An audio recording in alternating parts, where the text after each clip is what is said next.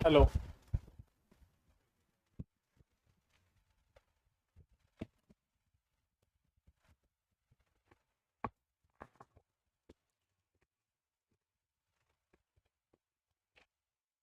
Hello. नमस्कार दोस्तों, good evening everyone. क्या नेट का कुछ इशू है क्या? तो लग रहा है।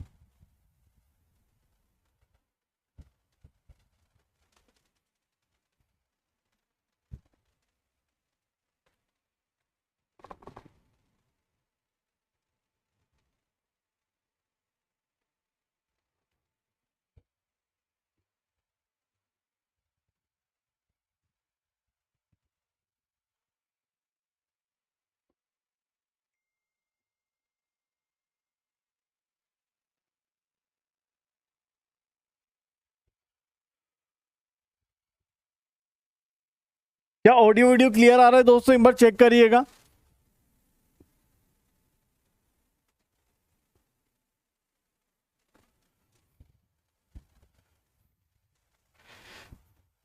ग्रेट। चलिए स्टार्ट करते हैं दोस्तों। एक बार जल्दी से बता दीजिए, क्या ये सबको क्लियर है जितना भी अभी तक हम लोगों ने अपनी केएनएन्स की क्लास में पढ़ा है? आज हमें बस थोड़ा सा टॉपिक बचा हुआ है केएनएन्स का, वो समाप्त कर लेते हैं। आज लग रहा है कुछ नेट का इशू है।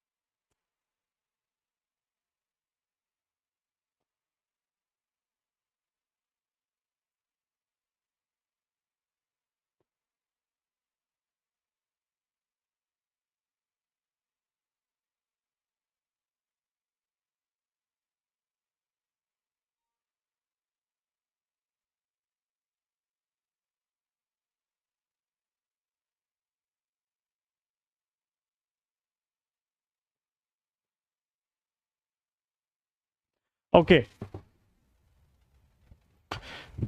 ठीक है। चलिए स्टार्ट करते हैं दोस्तों। आई होप आप लोगों को सारी चीज़ें क्लियर हैं, समझ में आ रही हैं। तो जल्दी से हमारे बचे हुए जो एक दो बातें हैं वो देख लेते हैं केएनएन्स के अंदर, और जो क्वेश्चंस हैं वो कर लेते हैं। ठीक है, चलिए स्टार्ट करते हैं। सब विच एल्गोरिथम है best for classification, logistic regression और केएनएन। देखिए, अगर हम बात करें तो अलग अलग रिक्वायरमेंट्स की अलग अलग चीज़ें होती हैं, तो आपसे बेस्ट नहीं कह सकते। ऐसे तो फिर आप एसवीएम को भी कंपेयर कर सकते हो। तो हर एक एल्गोरिथम का अलग अलग सीन रहता है। जैसे अगर हम बात करें, लीनियर क्लासिफिकेशन है, आपका लीनियर डेटा है, तो ऑब्वियसली केएनएन जो है वो कंप्यूटेशनली ज़्यादा एक्सटेंसिव हो जाएगी और लॉजिस्टिक रिग्रेशन आसानी से क्रिएट की जा सकती है। सो अगर लीनियरली सेपरेबल डेटा है तो लॉजिस्टिक रिग्रेशन बढ़िया काम करेगा। लेकिन अगर लीनियरली सेपरेबल डेटा ही नहीं है तो लॉजिस्टिक रिग्रेशन को यूज़ करके कोई फ़ायदा नहीं है, क्योंकि वो सिर्फ तभी काम कर पाएगा जब लीनियरली सेपरेबल डेटा होगा। सो उस केस में हमें केएनएन यूज़ करना पड़ेगा। ठीक है ना? सो ये सब बातें होती हैं। और अगर आपको केएनएन से भी अच्छा परफॉर्मेंस चाहिए, जैसे फॉर एग्जांपल केएनएन में भी अब कुछ गड़बड़ हो जाती है कि अगर हमारे पास ज़्यादा डायमेंशंस हैं तो केएनएन फेल कर जाएगा, तो वहाँ पे काम आ जाएगा एसवीएम्स। तो अलग अलग एल्गोरिथम्स का अलग अलग एडवांटेज और डिसएडवांटेज है। We can not compare the two कि सर ये बेहतर है या ये बेहतर है, डिपेंड ऑन द सिचुएशन। अगर लीनियरली क्लासिफाइबल डेटा है तो go with logistic regression, because उसमें कम कंप्यूटेशंस होंगी, लेकिन केएनएन्स के अंदर ज़्यादा कंप्यूटेशंस होंगी। ठीक है? और अगर बहुत बड़ा डेटा सेट है with large number of dimensions तो वहाँ केएनएन फेल कर जाएगा, वहाँ एसवीएम्स काम आएंगे। ऐसे है। चलिए, तो लास्ट क्लास में हम लोगों ने केएनएन्स ऑलमोस्ट टॉपिक समाप्त किया।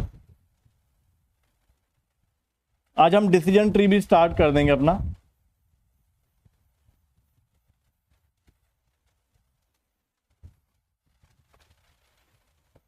केएनएन्स का the time and space complexity.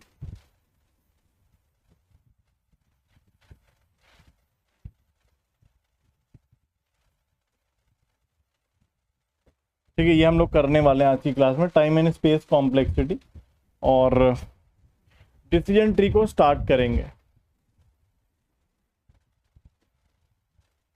Decision tree के बाद हम लोग एक या दो क्लास में वो चीज पढ़ेंगे बाइज एंड वेरिएंस के बारे में।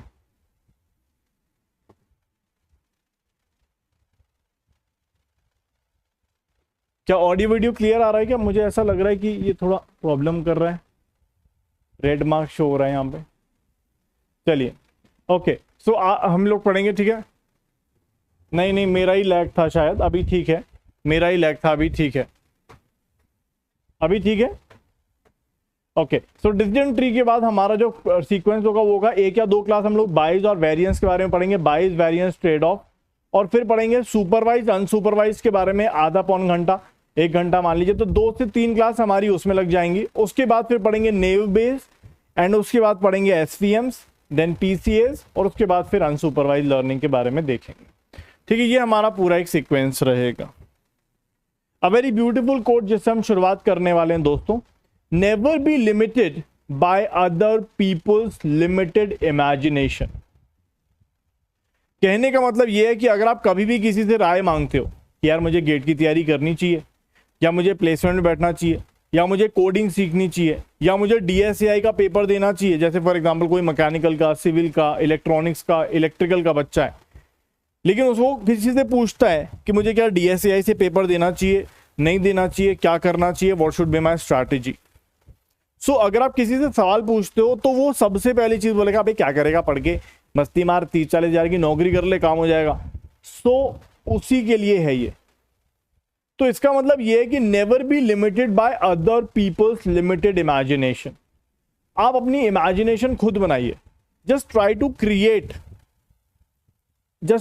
Create your future in your mind with endless opportunities. ठीक है, so try to do that. किसी और से पूछने से बेहतर है आप खुद से पूछो कि आपको क्या करना है। ठीक है, चलिए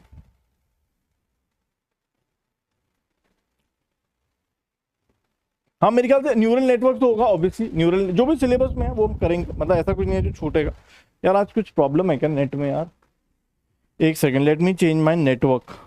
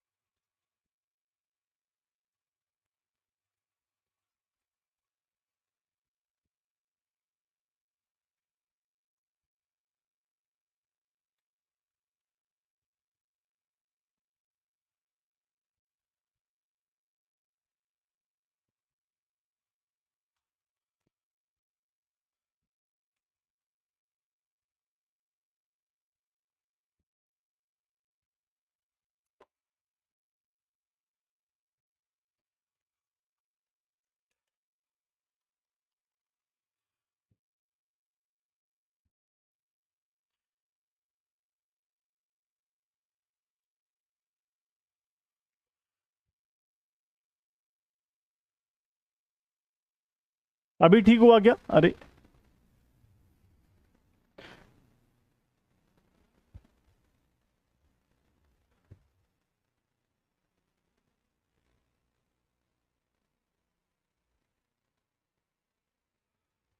ओके, अभी ठीक है, एक बार देखिए,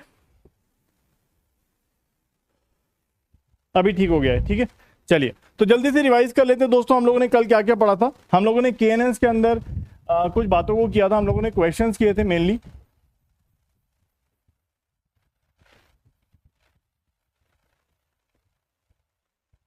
और आई होप आप लोगों को सारे क्वेश्चंस क्लियर हैं। चलिए अब एक दो थोड़े से और क्वेश्चंस हैं, वैसे ये होमवर्क क्वेश्चन था, किसी ने ट्राई किया था दोस्तों, क्या आया था इसका, एनीवन?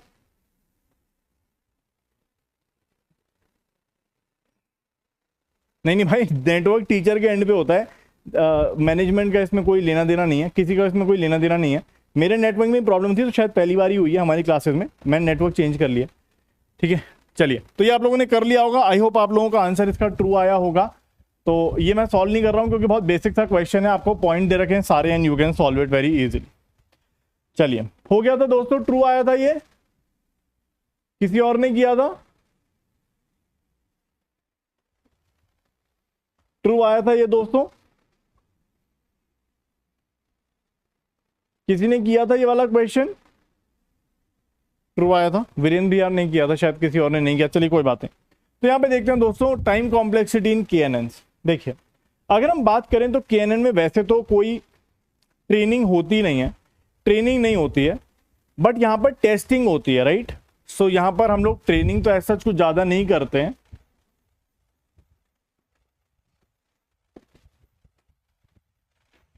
बट यहां पे टेस्टिंग करते हैं हम लोग। और टेस्टिंग के केस में हमें क्या करना होता है, जैसा कि आप सभी को पता है कि अगर हमारे पास n पॉइंट्स हैं और d डायमेंशन है, उसमें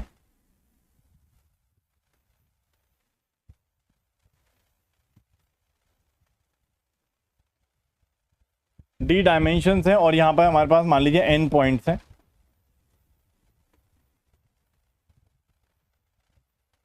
ठीक है ना, d डायमेंशन है और n पॉइंट्स हैं। तो जैसी, अरे यार फिर प्रॉब्लम कर रहा है यार, ऐसा कुछ लग रहा है।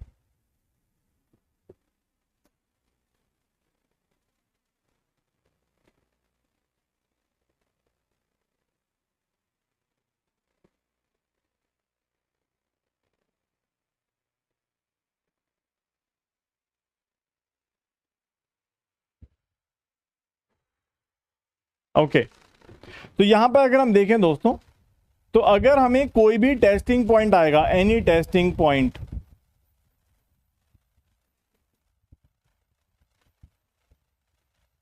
तो हर एक टेस्टिंग पॉइंट का हमें हर एक पॉइंट से डिस्टेंस निकालना होगा।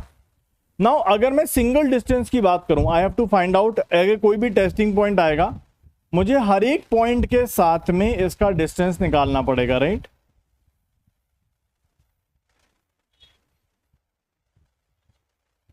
एंड सो ऑन, हर एक से डिस्टेंस इसका निकालना होगा। अब अगर मैं एक डिस्टेंस निकालूंगा तो how many calculations I have to do, anyone? मुझे कितनी कैलकुलेशंस करनी पड़ेंगी दोस्तों एक डिस्टेंस निकालने के लिए? तो आपको पता है कि फॉर सिंगल डिस्टेंस, एक डिस्टेंस के लिए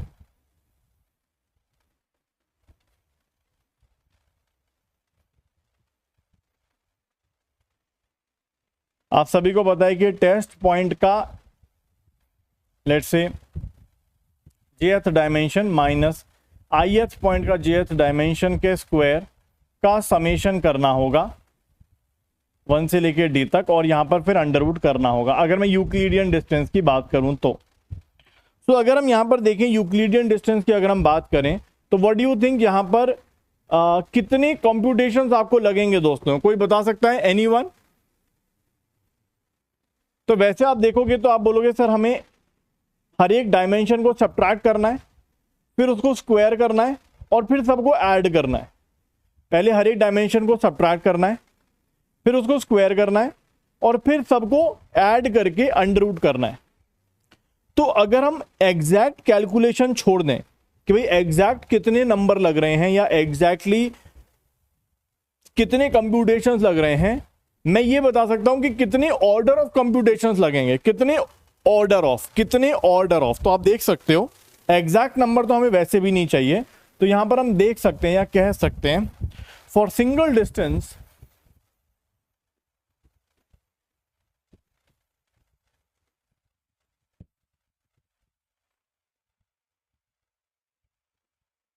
we need the computations या the order of, we need computations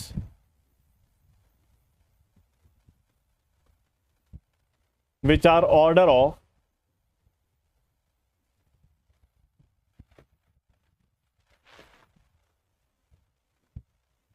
d, ठीक है ना, डायमेंशंस के बराबर।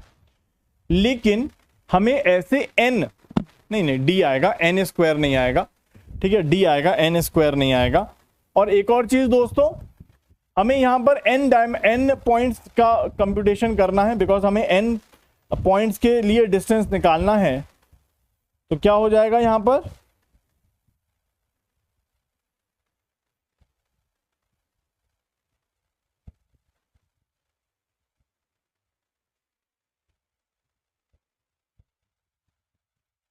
तो यहाँ पे अगर हम देखेंगे दोस्तों, तो हमें यहाँ पर एक तरह से डी कैलकुलेशंस करनी है ऑर्डर ऑफ, क्योंकि हमें डी डायमेंशन को सब्ट्रैक्ट करके स्क्वायर करना है और फिर उनको ऐड करके अंडर रूट करना है। तो ऑर्डर ऑफ डी डायमेंशंस हो जाएगा।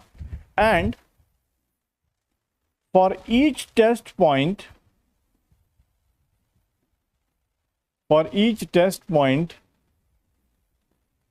we need to find distance from all the n points.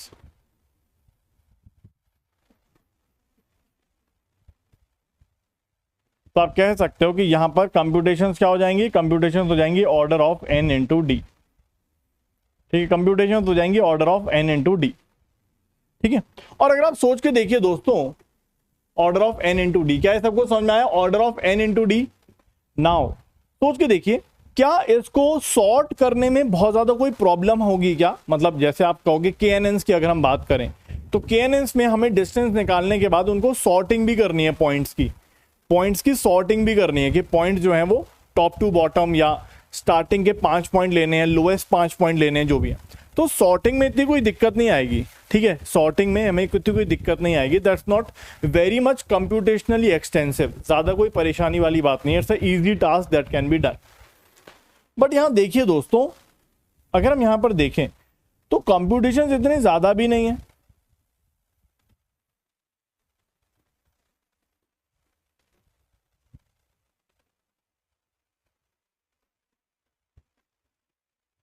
We can see that the computations are proportional to number of points। ठीक है, बहुत ज्यादा कंप्यूटेशंस तो नहीं लग रहे हैं, बट फिर हम लोग क्यों बोलते हैं दोस्तों, क्यों आपको क्यों लगता है कि सॉर्टिंग करने में इतनी क्या दिक्कत आएगी? जैसे अगर हमारे पास डेटा आता जा रहा है, हम डेटा को, जैसे फॉर एग्जांपल अगर हम बात करें, तो अगर हम यहां पर देखें, तो अगर हम यहां पर देख रहे हैं दोस्तों, we can see that the computations are proportional to n, simple सी बात। बट हम बार बार ये कह रहे थे कि जो KNNs हैं दे आर कंप्यूटेशनली एक्सटेंसिव, तो ऐसा तो नहीं लग रहा है। तो ऐसा क्यों बोलते हैं दोस्तों? Anyone, why it is computationally extensive? ऐसा क्यों लग रहा है आपको? मतलब हमने ऐसा बोला, बार बार बोला, यहां तो लग रहा है कि order of n into D आ गया है, मतलब number of points into D. इससे ज्यादा कंप्यूटेशंस तो मान के चलिए लीनियर रिग्रेशन में भी हो गई थी। अगर आप लीनियर रिग्रेशन का याद करो, तो लीनियर रिग्रेशन में भी k क्यूब का टर्म था, n इंटू k का टर्म था, k was d+1 there. Yes, देखिए दो चीजें हैं। पहली बात तो ये है कि अगर हम किसी को भी देखें, लीनियर रिग्रेशन, लीनियर क्लासिफिकेशन या लॉजिस्टिक रिग्रेशन को, या किसी को भी, एक बार बीटास निकाल लिया आपने, तो सोचेगा एक बार बीटा निकाल लिया तो टेस्टिंग के टाइम पे आपको ज्यादा कुछ नहीं करना। अगर आपका एक बार बीटास आ गया तो बीटा निकालने के बाद आपको ज्यादा कुछ नहीं करना है अपनी टेस्टिंग के टाइम पर। ठीक है, अगर कोई एक टेस्ट पॉइंट आएगा, आप आराम से बीटा इंटू एक्स करोगे, लीनियर रिग्रेशन या क्लासिफिकेशन आराम से आप कर पाओगे, या लॉजिस्टिक जो भी है। लेकिन इस केस में क्या लगता है आपको, सिर्फ एक टेस्ट पॉइंट होता होगा क्या? नहीं, एक टेस्ट पॉइंट नहीं होता। यहां पर हमारे पास हो सकता है लाइक से 100 200 टेस्ट पॉइंट्स हो, तो आपको हर एक टेस्ट पॉइंट के लिए कैलकुलेशंस करनी है। ये तो सिंगल टेस्ट पॉइंट के लिए कैलकुलेशन करिए, ऐसे दूसरा टेस्ट पॉइंट आएगा फिर कैलकुलेशन करनी है, तीसरा आएगा फिर कैलकुलेशन करनी है, चौथा आएगा फिर कैलकुलेशन करनी है, एंड सो ऑन। तो इसीलिए ये बहुत ज्यादा कंप्यूटेशनली एक्सटेंसिव होता है दोस्तों।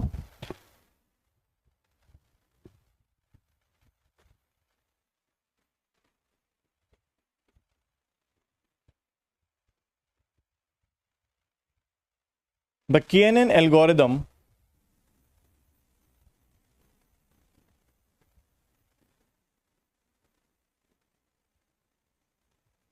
is computationally extensive because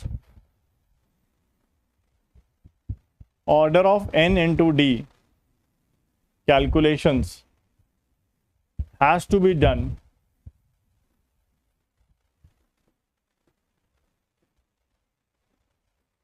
for each test point. क्या बात आप सभी को समझ में आई? एक बार जल्दी से बताइए। ठीक है ना, हर एक टेस्ट पॉइंट के लिए आपको ये करना पड़ेगा, इसलिए ये प्रॉब्लमेटिक है, इसलिए थोड़ा सा ज्यादा हो जाएगा। ठीक है, देखिए डिस्टेंस कंपैरिजन में और सॉर्टिंग में आप खुद सोचिए ना, it's not a computationally extensive task यार। अगर हमारे पास एक कोई लाइक से 100 पॉइंट या 1000 पॉइंट का डेटा आ गया तो हमारा कंप्यूटर उसको बड़े आराम से सॉर्टिंग कर सकता है। ठीक है, या फिर सॉर्टिंग साथ साथ भी कर सकता है, पैरेलली भी कर सकता है। डिस्टेंस आते जाएंगे वो और सॉर्टिंग करता चला जाएगा, तो that's not very much problematic. Problematic है कैलकुलेट करना डिस्टेंस, और वो भी एन पॉइंट्स का। तो आप सोच के देखिए, हम कंपैरिजन कर रहे हैं कि सॉर्टिंग इसको ऐड करना चाहिए इसके अंदर कि नहीं, जरूरत नहीं है करने, वो कर सकते हैं। बट ऑलरेडी ये इतना बड़ा नंबर होगा, लाइक से वी हैव 2000 या 20,000 पॉइंट्स विद 6 डायमेंशंस। सो हमारे पास order of n into D, number of points into 6 dimensions, so बहुत बड़ा नंबर हो जाएगा। तो उसके सामने sorting operation is not a big deal, इसमें कोई बड़ी बात नहीं, तो इसलिए उसको ज्यादा टेंशन लेने की बात नहीं। लेकिन हम ये इतना कैलकुलेशन हर एक टेस्ट पॉइंट के लिए करेंगे, एक आएगा तो एक के लिए, फिर दूसरे के लिए, फिर तीसरे के लिए, सेम चीज बार बार करनी पड़ेगी। लेकिन बाकी एल्गोरिदम्स में एक बार बीटा निकल गया, उसके बाद टेस्टिंग बड़ी आसान हो जाती है, आपको बार बार कुछ ज्यादा करने की जरूरत नहीं है, बीटा इंटू एक्स करना है, बीटा इंटू एक्स करना है, साथ साथ हो जाएगा। इसलिए ये कॉम्प्यूटेशनली एक्सटेंसिव है। आई होप आप मेरी बात समझ पा रहे हैं, या मैं अपनी बात आपको बता पा रहा हूं। ठीक है ना, चलिए अगर हम स्पेस कॉम्प्लेक्सिटी की बात करें तो हमने देखा था इन लॉजिस्टिक रिग्रेशन या जितने भी अभी तक एल्गोरिथम हमने पढ़ी है, एक बार बीटा आ गया तो उसके बाद ट्रेनिंग डेटा को आप डिलीट करके रिसाइकिल बिन में फेंक दो, जरूरत ही नहीं है। लेकिन केएनएन्स के अंदर आप लोगों ने शायद कभी कंप्यूटर्स पढ़े होंगे, माइक्रो प्रोसेसर पढ़े होंगे, तो केएनएन्स के अंदर आपको पूरा डेटा हमेशा अवेलेबल चाहिए। Overall training data should be readily available in your cache memory, so that आपका माइक्रो प्रोसेसर जल्दी डिस्टेंसेस निकाल सके। So it is highly space complexity, मतलब इसकी स्पेस कॉम्प्लेक्सिटी बहुत ज्यादा होती है। In all the previous algorithms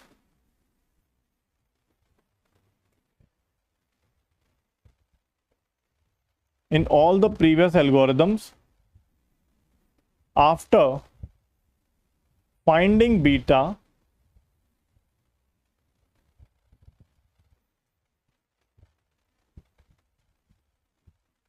we can delete the training data.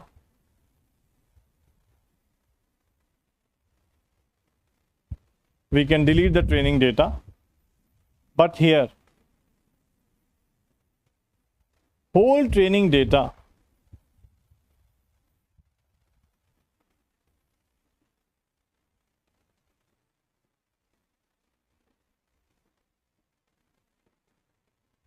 has to be stored in the cache memory, या in the memory लिख देता हूं, क्यों फालतू वर्ड यूज करूं, in the memory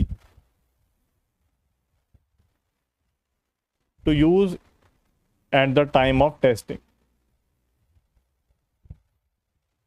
तो पहले हमें सिर्फ बीटा से स्टोर करने थे, और बीटा सिर्फ डी वैल्यूज हुआ करती थी, डी डायमेंशन की डी वैल्यूज, या d+1 आप बीटा नॉट को अगर इंक्लूड कर रहे हो तो नॉट अ बिग डील। लेकिन इस केस में हमें पूरी की पूरी ट्रेनिंग डेटा को स्टोर करना पड़ेगा, जिसके अंदर n पॉइंट्स होंगे और हर एक पॉइंट के d डायमेंशंस होंगे।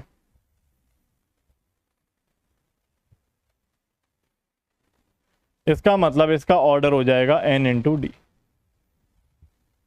ठीक है ना, क्या बात सबको समझ में आ गई दोस्तों? इसकी कॉम्प्लेक्सिटी बहुत हाई है। देखिए अगर कभी कोई आपसे पूछे तो KNN is a good algorithm, आप बोलोगे बेस्ट है भाई, सबसे सिंपल एल्गोरिथम है, सबसे बढ़िया है, आपको क्लोजेस्ट डिस्टेंस निकालना है, एकदम बढ़िया, ये इससे बेस्ट एल्गोरिथम कोई है ही नहीं। लेकिन इसमें नुकसान भी बहुत सारे हैं, कॉम्प्यूटेशनली कॉम्प्लेक्स है, स्पेस कॉम्प्लेक्सिटी बहुत हाई है, अगर डायमेंशंस बढ़ेंगे तो फेल हो जाएगी। ठीक है, अगर रेंज बढ़ेगी डायमेंशंस की तो फेल हो जाएगी। ये सब इसमें थोड़ी थोड़ी प्रॉब्लम्स हैं, बाकी नहीं तो बेस्ट और सिंपलेस्ट एल्गोरिथम है ये। ठीक है ना, एक बार देख लीजिए क्या है मेरी बात आप सभी लोग समझ पा रहे हैं, किसी बच्चे को इसमें परेशानी तो नहीं है? क्या मेरी बात आप सभी को समझ में आ रही है दोस्तों? Is it all clear to all of you? चलिए, मेरे ख्याल से बिल्कुल सही है, इसमें कोई परेशानी नहीं है। अब ये क्वेश्चन था दोस्तों, यहाँ पे थोड़ी मार्किंग मैं कर देता हूं।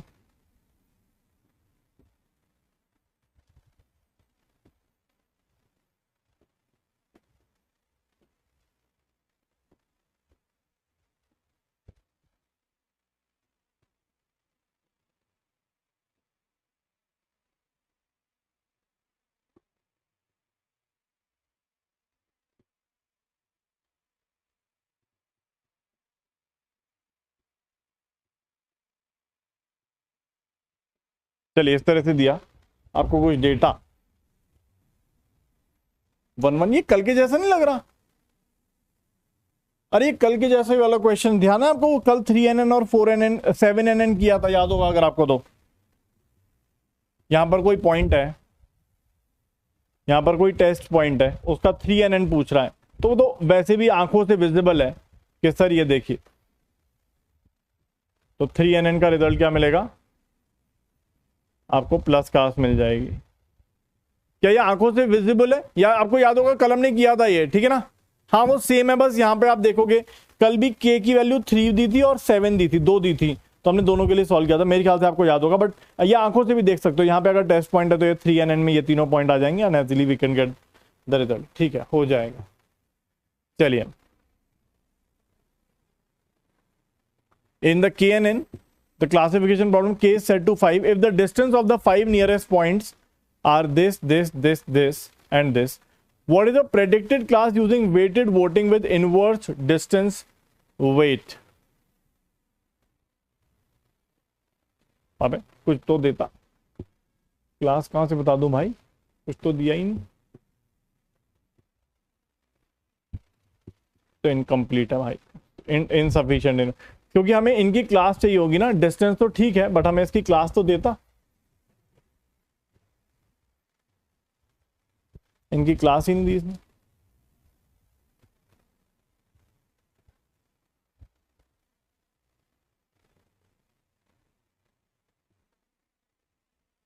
चलिए, अब ये वाले कुछ क्वेश्चन है, जल्दी से हम लोग कर लेते हैं। तो what is the main drawback of KNN? Computationally extensive for large data set, ठीक है ना? ओनली एप्लीकेबल टू लीनियर, नहीं।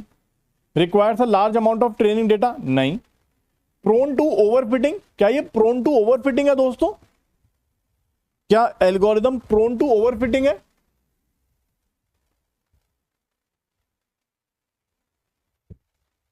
नहीं नहीं, ऐसा कुछ नहीं है, प्रोन टू ओवरफिटिंग नहीं है, ठीक है? ऐसी कोई प्रोन टू ओवरफिटिंग नहीं। चलिए, what is the impact of distance weight, ये बताइएगा, इसका आंसर क्या लगता है? डिस्टेंस वेट, याद है हमने कल कुछ किया था दोस्तों, वेटिंग करी थी, मैंने आपको वेट्स बताए थे कि हमने कुछ वेट्स दिए हैं।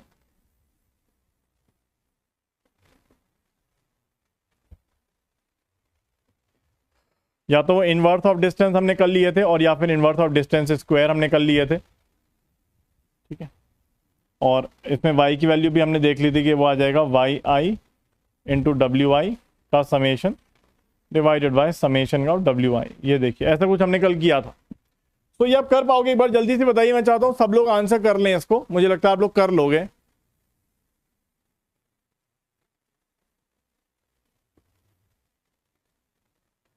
देखिए, all the neighbours contribute equally, नहीं ऐसा नहीं है, ये तो मतलब है इसका वेट्स का मतलब क्या है? जो ज्यादा दूर है उसका इफेक्ट कम होगा। Closer neighbour have more influence, ठीक है ना? Farther neighbour have less influence. अगर मैं लेस कर दूंगा तो ये भी सही हो जाएगा, ठीक है ना? मैंने अगर लेस कर दिया तो ये भी ठीक हो जाएगा। तो जो ज्यादा दूर होगा उसका कम इफेक्ट आएगा, ठीक है? ये वेट्स का मतलब है। चलिए, अब ये कुछ क्वेश्चंस हैं दोस्तों, मैंने नीचे इनके आंसर लिख दिए हैं, आप इनको कर पाओगे क्योंकि ये सारी चीजें मैंने क्वेश्चंस पढ़ लिए हैं, आप बड़े आराम से चीजें कर पाओगे क्योंकि ये क्वेश्चंस के बारे में हम क्लास में डिस्कस कर चुके हैं। सो इसमें मुझे लगता नहीं कोई परेशानी आपको होगी। ये सारे क्वेश्चंस का आंसर मैंने यहाँ पर लिख दिया, जैसे यहाँ पर A और B का लिख दिया, ठीक है? यहाँ पर C लिख दिया, सारे कुछ बातें लिख दी हैं, आप लोग कर पाएंगे इसको। तो इन सब चीज़ों को हम यहाँ पर डील नहीं करते, ठीक है? चलिए, नहीं नहीं, देखिए आपको क्वेश्चन में दिया जाएगा वेट्स, ठीक है, या तो आप जैसे हमने कल 2 क्वेश्चन किए थे मेरे भाई, दोनों क्वेश्चन में हमने बताया था कि वेट क्या लेना है, डिस्टेंस या डिस्टेंस का इनवर्स। जो भी आपको क्वेश्चन में लेना हो वो आपको दिया जाएगा। मतलब क्या आपको क्वेश्चन सॉल्विंग में लेना है, डिस्टेंस या डिस्टेंस स्क्वायर, जो भी होगा वो डिस्टेंस से लिंक ही होगा वेट, क्योंकि हमें पता है कि जो पास है उसका इफेक्ट ज्यादा लेना है, जो दूर है उसका इफेक्ट दूर लेना है, ठीक है ना, ऐसा कुछ हो सकता है। नाउ एक सवाल मेरे दिमाग में आ रहा है, देखते हैं कौन कौन इसको कर पाता है। जैसे अभी भैया बोले कि सर ये क्वेश्चन तो आपने दे दिया, ठीक है, ये हमारे पास हमें KNN लेना है, 5NN है और ये 5 नियरेस्ट नेबर्स हैं, उनके डिस्टेंस हमें दे रखे हैं, ठीक है। अब ये क्वेश्चन हम कर लेते हैं, ठीक है ना, इसमें दिया नहीं है data, let's take the data. तो लेट्स से ये पॉइंट नंबर 1 है, ये पॉइंट नंबर 2 है, पॉइंट नंबर 3 है, ये 4 है और ये 5 है। मान लीजिए पॉइंट नंबर 1 है क्लास X, पॉइंट नंबर 2 है क्लास Y, पॉइंट नंबर 3 है क्लास Z, पॉइंट नंबर 4 है क्लास Z और पॉइंट नंबर 5 है क्लास Y। अब बताइए इसका Y कैसे डिसाइड करेंगे। पहले तो हम ये बोलते थे कि सर जो भी है आराम से हम देख लेते थे, यहां तो 2 क्लास Y और 2 क्लास Z आ गए। अब क्या करें, 2 क्लास Y और 2 क्लास Z आ गए, क्या किया जाए, एनी आइडिया। सर रिग्रेशन में तो ठीक लग रहा था, एकदम मस्त मजा आ रहा था, रिग्रेशन में तो मजा आ रहा था, रिग्रेशन में तो मजा आ रहा था सर, इसके अंदर जो हमने कल किए थे क्वेश्चन, रिग्रेशन में तो मजा आ रहा था हमें। YI into WI divided by summation WI, ये किया हम लोगों ने। लेकिन यहां थोड़ा सा गड़बड़ लग रहा है, मुझे नहीं पता, लेट्स सॉल्व, देखिए करके देखते हैं। तो क्या यही फॉर्मूला लगा लें भाई, रिग्रेशन में तो मजा आ रहा था हमें, रिग्रेशन में हमें कोई दिक्कत ही नहीं थी, रिग्रेशन में एकदम बढ़िया चल रहा था, YI की वैल्यू रियल नंबर थी, WI रियल नंबर था, हमने ऐड किया, Y की वैल्यू प्रेडिक्ट हो गई, आराम से हो गया, रिग्रेशन में काम हो गया। क्या ये वाला क्वेश्चन या ये वाली बात क्लासिफिकेशन में लगा सकते हैं क्या ये वाली बात क्लासिफिकेशन में लगा सकते हैं क्या? रिग्रेशन में तो एकदम मस्त चल रहा था यार, मजा आ गया एकदम। क्या यही वाला फॉर्मूला रिग्रेशन क्लासिफिकेशन में भी लगा सकते हैं क्या?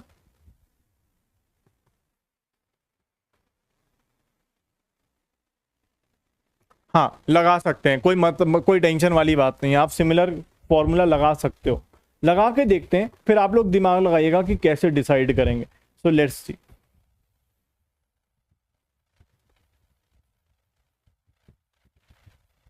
इन क्लासिफिकेशन तो आप बोलो सर यही फॉर्मूला लगा देते हैं, पहले पॉइंट का y है x, डिस्टेंस उसका 1.5 है तो डिवाइड कर दिया, मैं वेट को इनवर्स डिस्टेंस ले रहा हूँ, ठीक है। दूसरा हमारा y है डिवाइड बाय 1.2, तीसरा हमारा z है डिवाइड बाय 1.8, चौथा हमारा z है डिवाइड बाय 2.2, पांचवा हमारा y है 1.6 से डिवाइड हो गया, डिवाइडेड बाय जो एक कॉमन फैक्टर आएगा, जो भी एक कॉमन वैल्यू आएगी दोस्तों, we can find out the common value. वैसे उसकी कोई ज़रूरत नहीं पड़ेगी, बट क्योंकि फॉर्मूले में है तो कर लेते हैं।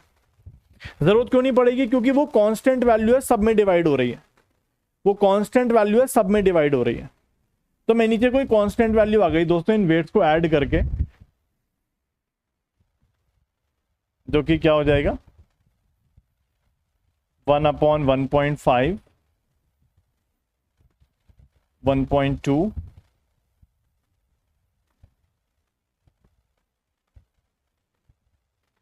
ठीक है, ऐसा कुछ। तो आप देख सकते हो कि सर यहां पर जो नीचे कांस्टेंट सी वैल्यू है उसको एज इट इज छोड़ देते हैं, उसकी कोई जरूरत नहीं, क्योंकि सब में सिमिलर अफेक्ट करेगा। तो हमारा y प्रेडिक्टेड क्या हो जाएगा? तो आप बोलोगे सर ये सी वैल्यू को एज इट इज छोड़ देते हैं, इसमें कैलकुलेट करने की आवश्यकता नहीं है, तो आ जाएगा 1/c x/1.5, जिसको मैं सॉल्व कर देता हूँ, 1/1.5 को सॉल्व कर देता हूँ, जो कि आ जाएगा 0.66। y वाली टर्म्स को हम सॉल्व कर लेते हैं,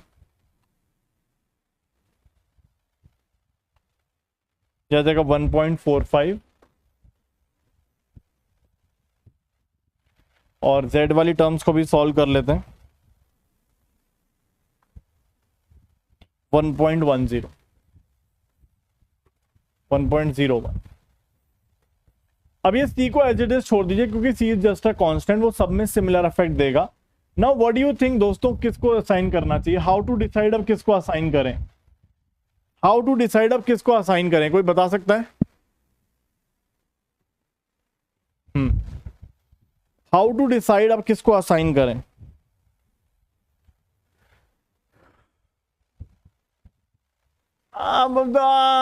मुझे लगता है कि आप सभी लोग बड़े आराम से मैथमेटिकली सोचिए दोस्तों, मैथमेटिकली सोचिए। देखिए हर चीज मुझे बताने की आवश्यकता नहीं है और अच्छा भी नहीं है कि मैं आपको हर चीज बताऊं, क्योंकि खुद भी तो दिमाग लगाना है यार, ऐसे थोड़ी है। देखिए सिंपल सी बात है, जिसका कोएफिशिएंट ज्यादा होगा, जिसका कंपोनेंट ज्यादा होगा, उसको दिया जाएगा। तो यहां पर आप देख सकते हो एक्स का, देखो ये सी जो है सब में कॉमन है, तो इट डजंट अफेक्ट एनीवन। तो आप देख सकते हो यहां पर जो एक्स, इसका कोएफिशिएंट कम है, इसका 1.4। ओ माय गॉड, तो यहां पर हम वाई कैप कर देंगे, वाई के मैक्सिमम कोएफिशिएंट वाला साइन कर दिया जाएगा।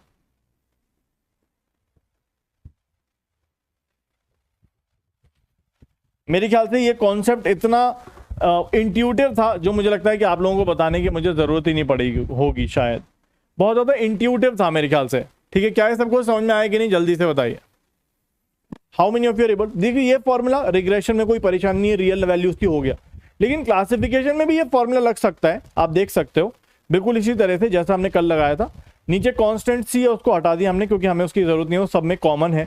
अब बस यहां पर आपको क्या देखना है भाई, वाई जिसका कोएफिशिएंट ज्यादा उसी को उठा के दे दिया जाए।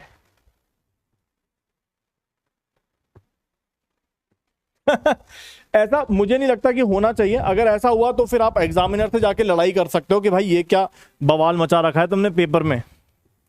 ठीक है, तो ऐसा कुछ बवाल मचा रखा होगा उसने पेपर में जो कि आपके सामने आ गया होगा। ठीक है, ऐसा मेरे ख्याल से तो बहुत rare case, rarest of the rare case होगा कि सर अरे सर डिस्टेंस फैक्टर भी ले लिया, सब कुछ ले लिया, तब भी सेम कोएफिशिएंट आ रहा। That's a very rare case. चलिए चलिए, सारे क्वेश्चन मुझे लगता है आप लोग बड़े आसानी से कर पाएंगे। तो यहां पर हमारा KNN समाप्त होता है दोस्तों।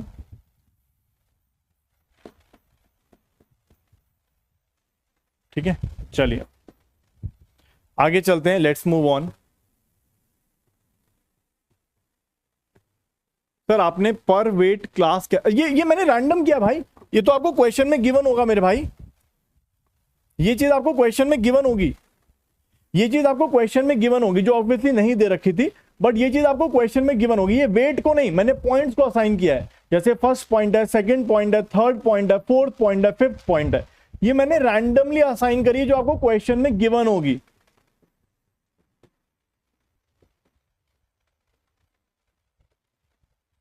ठीक है, इसको आपको याद करके नहीं जाना, ठीक है ना? ठीक है, चलिए ओके।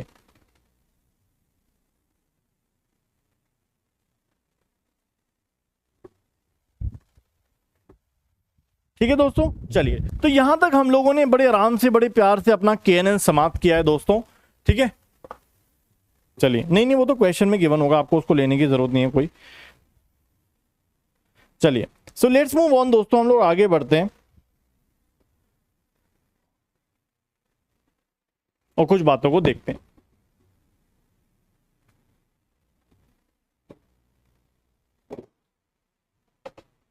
चलिए देखिए, अब हम लोग स्टार्ट कर रहे हैं दोस्तों डिसीजन ट्री।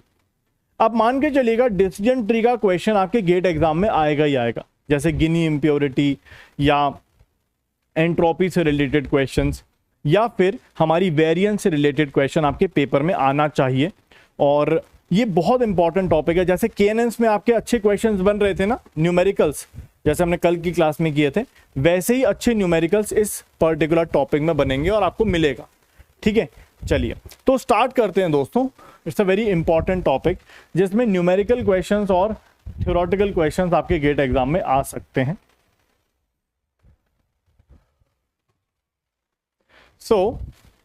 सबसे पहले देखते हैं ये डिसीजन ट्री होता क्या है और ये कैसे काम करता है, मतलब इसमें क्या टारगेट होता है हमें, हम कैसे काम करते हैं। तो ये भी एक नॉन पैरामीट्रिक नेचर की एल्गोरिदम है, जैसे हमारी KNN थी। इसका मतलब ये कैसे भी काम कर सकती है, इसमें कोई पैरामीटर्स नहीं निकलेंगे।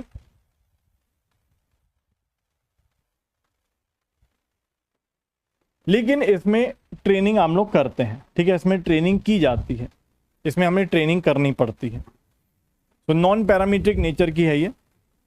इसमें हम क्या करते हैं दोस्तों, इसमें हम अपने डेटा को ग्रुप्स में डिवाइड करते हैं।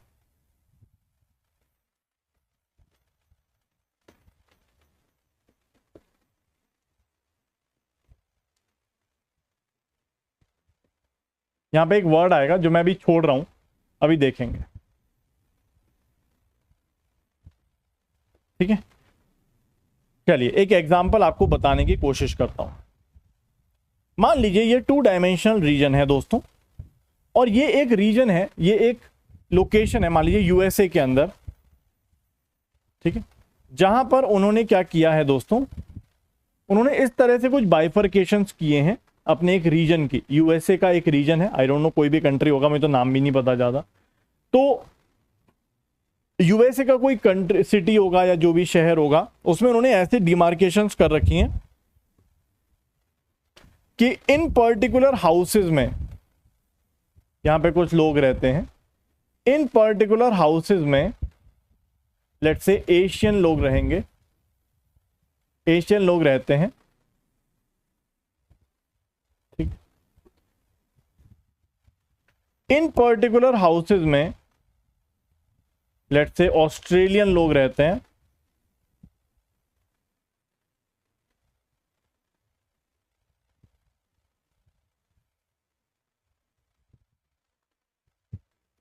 यहां पर जो हाउसेज हैं इन पर्टिकुलर लोकेशंस में, यहां पर यूरोपियंस रहते हैं,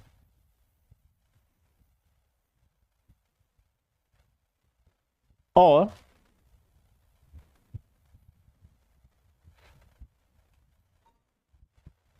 यहां पर जो हाउसेज हैं वहां पर अफ्रीकन्स रहते हैं।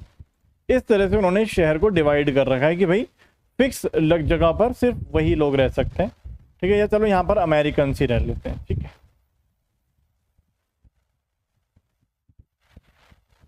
अब मान लीजिए दोस्तों ये हमारी डायमेंशन नंबर 2 है और ये हमारी डायमेंशन नंबर 1। तो it is very much clear कि अगर मैं आपसे कहूं कोई प्रॉब्लम है, कोई दिक्कत हुई है, ठीक है, चलिए देखिए। सो मान लीजिए दोस्तों ये हमारे पास कोई डेटा हमें दे रखा है। अब मैं आपसे कहता हूं कि यार हमें कोई नया पॉइंट लेके आना है और उस पॉइंट को डिसाइड करना है कि वो इंडियन, वहां पे कौन रहते हैं, एशियन, ऑस्ट्रेलियन, अमेरिकन या यूरोपियन। तो आप अपने शहर को कैसे डिवाइड करोगे? बहुत ही बेसिक सी बात है। What do you think? आप अपने शहर को कैसे डिवाइड करोगे दोस्तों, कोई बता सकता है?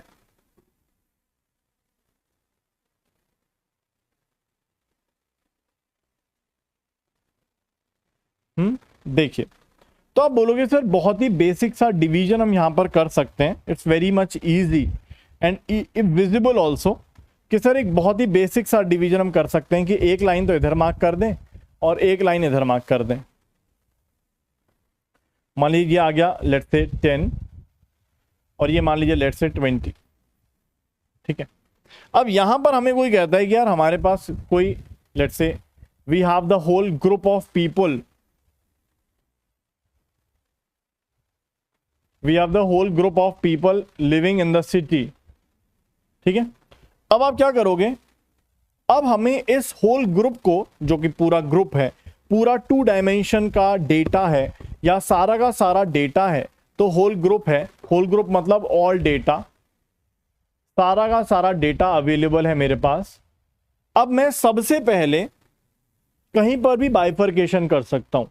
तो लेट्स से मैंने बाइफरकेट किया दोस्तों स्टार्टिंग में, मैं किसी से भी कर सकता हूं, I can start with anyone, second dimension या फर्स्ट डायमेंशन, कहीं से भी शुरुआत करूं। जैसे फॉर एग्जांपल आपके सामने एक पेपर रखा हुआ है, आपको पेपर को कट करना है, तो आप उसको पहले वर्टिकल कट करो या हॉरिजॉन्टल करो, इट्स अप टू यू, मर्जी आपकी है। तो आपने क्या किया, सबसे पहले इसको वर्टिकली कट कर लिया। तो वर्टिकली कट कैसे किया, आपने बोला कि भाई जो जिन जिन का सेकंड डायमेंशन ग्रेटर देन 10 है वो इधर आ जाओ, और जिन जिन का सेकेंड डायमेंशन लेस देन 10 है वो इधर वाले ग्रुप में आ जाओ। तो आपने क्या किया, बाइफर्केशन कर दिया, वर्टिकली एक कैंची चला दी। तो आप कह सकते हो कि सेकेंड डायमेंशन जिन जिन का ग्रेटर देन 10 है, तो यहां पर एशियन और ऑस्ट्रेलियन आ जाएंगे दोस्तों, एशियन और ऑस्ट्रेलियन पॉइंट्स आ जाएंगे सारे के सारे, और इधर आ जाएंगे यूरोपियन और अमेरिकन। अब हमें और डिवाइड करना है, क्योंकि हमें पता है कि यार ग्रुप्स जब तभी बनेंगे, ये वाले ग्रुप्स तभी बन पाएंगे जब हमें हॉरिजॉन्टली भी कट करना है। तो अब हॉरिजॉन्टली कट करते हैं दोस्तों। हॉरिजॉन्टली कट करने के लिए हमने क्या किया, फर्स्ट डायमेंशन पे लिमिट लगाई कि first dimension less then 20, first dimension greater then 20। तो फर्स्ट डायमेंशन लेस देन 20 पे कौन आ जाएगा, यहां पर आ जाएंगे आपके ऑस्ट्रेलियंस रेड कलर वाले, और यहां पर आ जाएंगे आपके सारे ग्रेटर देन 20 पर इंडियंस, एंड सो ऑन। इधर भी ऐसे ही होगा दोस्तों, less than first dimension less then 20, first dimension greater then 20। तो यहां पर क्या आएगा दोस्तों, यहां पर आएगा ग्रीन वाला, लेस देन पे ग्रीन वाला आएगा, और उधर आ जाएगा येलो वाला। तो आप सोच के देखिए दोस्तों, एनीवन इन द क्लास, हमने इस तरह से अपने पूरे डेटा को बाइफरकेट कर दिया। क्या इसके आगे बाइफरकेट करने की जरूरत है दोस्तों, बताइए, क्या इसके आगे बाइफरकेट करने की कोई जरूरत है हमें इसके आगे? क्यों क्यों, या कैसे डिसाइड होगा अब हमें बाइफरकेट नहीं करना है?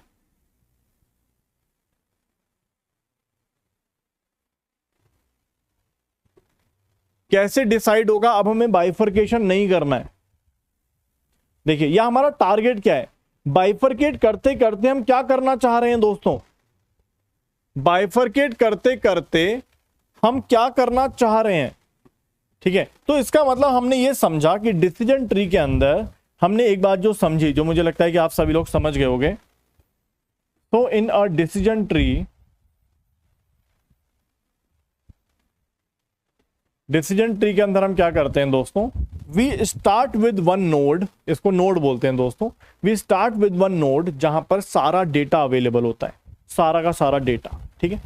एंड वी स्टार्ट बाइफरकेशन, तोड़ना शुरू करते हैं डेटा को ग्रुप्स के अंदर, और ये इसलिए कहा जाता है दोस्तों जिससे कि क्या हो, so in a decision tree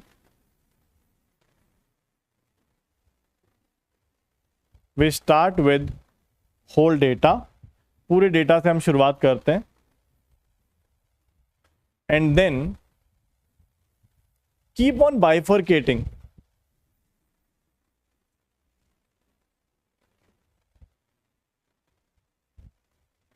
keep on bifurcating, breaking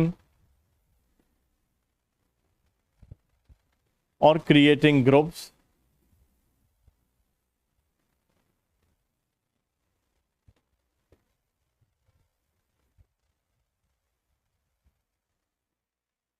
based on dimensions, ठीक है। इस तरह से आप ब्रेक करते जाओ करते जाओ करते जाओ, ऐसे ब्रेक करते जाओ, आगे बढ़ते जाओ। और हमारा फाइनल मकसद क्या है, what is the final motive? किसी ने समझा मोटिव को? किसी ने मोटिव को समझा दोस्तों?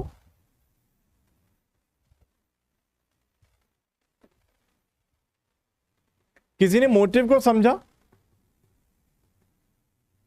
यस, हम लोगों ने मोटिव को ये समझा, हमने मोटिव को समझा कि एक्चुअली करना क्या चाहते हो भाई, क्या करना चाह रहे हो? सिंपल सी बात है ना, हम ये करना चाह रहे हैं कि हम ऐसी फाइनल ग्रुप्स पे पहुंचना चाह रहे हैं, हम ऐसे फाइनल ग्रुप्स पे पहुंचना चाह रहे हैं, इस तरह से बाइफरकेट करते करते हम ऐसे फाइनल ग्रुप्स पे पहुंचना चाह रहे हैं जो एक्चुअली, या जिनके अंदर बहुत ज्यादा होमोजेनिटी हो। होमोजेनिटी मतलब जो, जिसके अंदर हम ऐसे ब्रेक करते करते ऐसे पॉइंट्स पर पहुंचना चाह रहे हैं जिनके अंदर जो डेटा है, जिनके अंदर जो डेटा है वो एक दूसरे से सिमिलर है, ठीक है, वो एक दूसरे से के जैसा है, मतलब होमोजीनियस पॉइंट्स तक हम पहुंचना चाह रहे हैं। क्या है, सबको समझ में आया कि नहीं, जल्दी से बताइए। ठीक है, और ऐसा सिर्फ इसमें नहीं होता है कि जैसे यहाँ पे तो आपको दिख रहा है 4 क्लास ऑफ डेटा है, ऐसा आपको रिग्रेशन में भी दिखाई देगा, रिग्रेशन में भी दिखाई देगा। तो वी आर ट्राइंग कि हम ब्रेक करते करते ऐसे नोड्स पर पहुंच जाएं, ऐसे ग्रुप्स बना लें जिनके अंदर जो डेटा है वो एक दूसरे से सिमिलर है, मतलब डेटा होमोजीनियस है। ठीक है ना, चलिए ये पॉइंट मैं यहां पर लिखता हूं दोस्तों। सो मोटिव क्या है दोस्तों,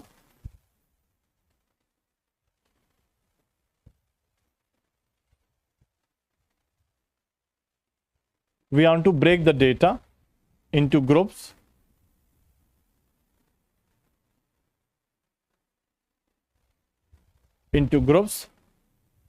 such that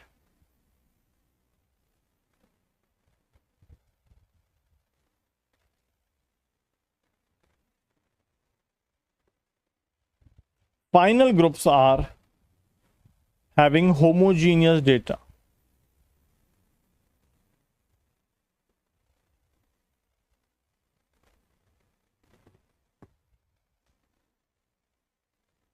ठीक है, आर हैविंग होमोजीनियस डेटा। ठीक है, ओके। सो एक तरह से होमोजीनियस डेटा होने से क्या होगा दोस्तों, मैं आपको बताने की कोशिश करता हूं। देखिए, मैं आपको बताने की कोशिश करता हूं। जैसे मान लीजिए डेटा आ गया दोस्तों। अच्छा, मैं यहां पर ना एक चीज थोड़ा सा एक इसको कॉपी करता हूं, एक चीज आपको बताना चाह रहा था। तो why we need homogeneous data, ये भी देख लेते हैं कि भाई होमोजीनियस डेटा किसी भी ग्रुप में होने से क्या होगा, देखते हैं। देखिए दोस्तों, जैसे आप यहां पर देख पा रहे होंगे कि ये हमारे पास पूरा एक ट्री टाइप का बन गया है, डिसीजन ट्री जिसको हम बोल सकते हैं। ठीक है, अब यहां देखिएगा दोस्तों, तो अगर मान लीजिए मैं कोई नया पॉइंट आपको देता हूं,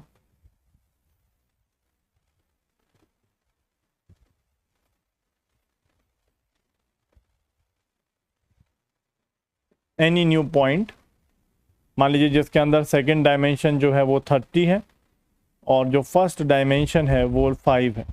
बताइए क्या डिसाइड, कैसे इसमें डिसीजन किया जाएगा। तो आप बोलोगे यार सिंपल सी बात है, डिसीजन ट्री में जाएंगे, यहाँ पर आएंगे, सबसे पहले देखेंगे कि हमें राइट जाना है कि लेफ्ट जाना है। तो आप बोलोगे यार सेकंड डायमेंशन ग्रेटर देन 30 है, तो हम इधर, ग्रेटर देन 10 है तो इधर आएंगे सबसे पहले। और उसके बाद हमारा फर्स्ट डायमेंशन लेस देन 20 है तो हम यहाँ पर आ जाएंगे। तो हम बोलेंगे भैया ये रेड कैटेगरी के लोग हैं, रेड कैटेगरी, शायद ऑस्ट्रेलिया था, तो रेड कैटेगरी के लोग हैं, तो हम इसमें क्लासीफाई कर सकते हैं। बट इसको क्लासीफाई हम कैसे कर पा रहे हैं, रेड कैटेगरी के लोग हैं ये, ठीक है ना, या फिर ऑस्ट्रेलियंस हैं, जो भी आपका हो, ठीक है ना, इसमें कोई परेशानी नहीं है। अब आप सोचिए कि why you want to make homogeneous nodes, आपको फाइनली होमोजीनियस नोड्स क्यों चाहिए, फाइनली हमें होमोजीनियस नोड्स क्यों चाहिए, या फिर ऐसा कह सकते हो फाइनली हम जहां पर आके रुकेंगे उस पर्टिकुलर पॉइंट पर हमें ऐसे नोड्स क्यों चाहिए जहां पे होमोजीनियस डेटा हो।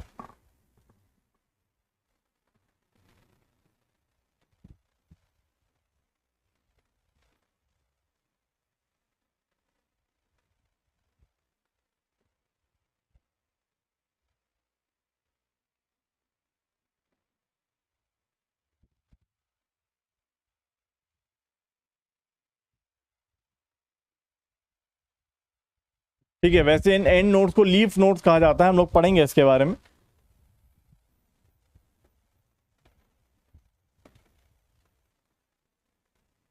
ठीक है, देखिएगा तो ऐसा क्यों है कि लीफ नोड के अंदर हमें होमोजीनियस डेटा चाहिए। तो मैं एक एग्जांपल से बताता हूं आपको। मान लीजिए ये लीफ नोड है दोस्तों, और लीफ नोड के अंदर लेट्स से हमारे पास 5 जो हैं वो क्लास 1 के पॉइंट्स हैं, 4 जो हैं वो क्लास 2 के पॉइंट्स हैं, और 5 जो हैं वो क्लास 3 के पॉइंट्स हैं। अब सोचिए अगर आप अपनी पूरी ट्रैवल करके कि भाई रूट नोड से आगे गया, ग्रुपिंग हुई, फिर वहां से आगे गया, फिर मैं आगे गया और फाइनली यहां पर जाके घुस गया। अब अगर मैं इस वाले नोड पर पहुंचा, मान लीजिए ये मेरा फाइनल नोड है, ये मेरा फाइनल नोड है, लीफ नोड जिसको हम बोलते हैं, जहां पे आके मैं बैठ गया। अब मुझे डिसीजन करना है, तो बताइए कि जो टेस्ट पॉइंट है उसको कौन सी क्लास असाइन की जाएगी?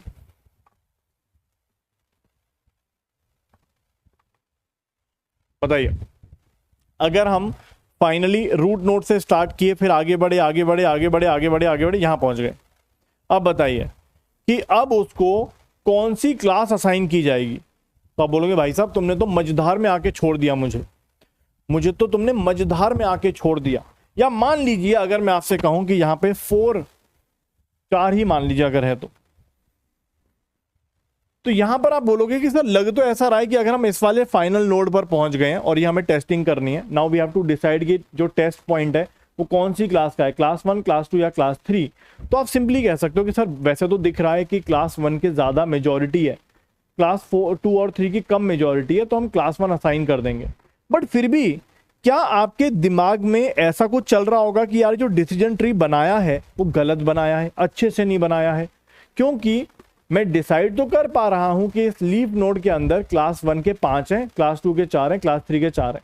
तो अगर मैं इस लीफ नोड पर या लास्ट वाले नोड पर आ गया और अब मुझे डिसाइड करना है कि मेरा टेस्ट पॉइंट कौन सी क्लास का है, तो कह तो मैं सकता हूं कि वो क्लास 1 का है, बट बहुत ज्यादा मजा नहीं आएगा। क्यों? क्योंकि बाकी दोनों क्लास के भी अप्रोक्सीमेटली इक्वल ही है, 5 4 4 में कोई ज्यादा अंतर नहीं है। तो आप ये कह सकते हो, ध्यान से सुनिएगा, कि हम इसको अभी फर्दर ब्रेकिंग करनी पड़ेगी, ये अभी काम नहीं चलेगा, इसको और फर्दर ब्रेक करना पड़ेगा। क्यों? क्योंकि अभी इसके अंदर होमोजीनियस पॉइंट्स नहीं है। अगर मान लीजिए इसमें होमोजीनियस पॉइंट्स होते, अगर मान लीजिए ये ऐसा होता, मान लीजिए ऐसा नहीं होके बल्कि ये ऐसा होता, मान लीजिए दोस्तों,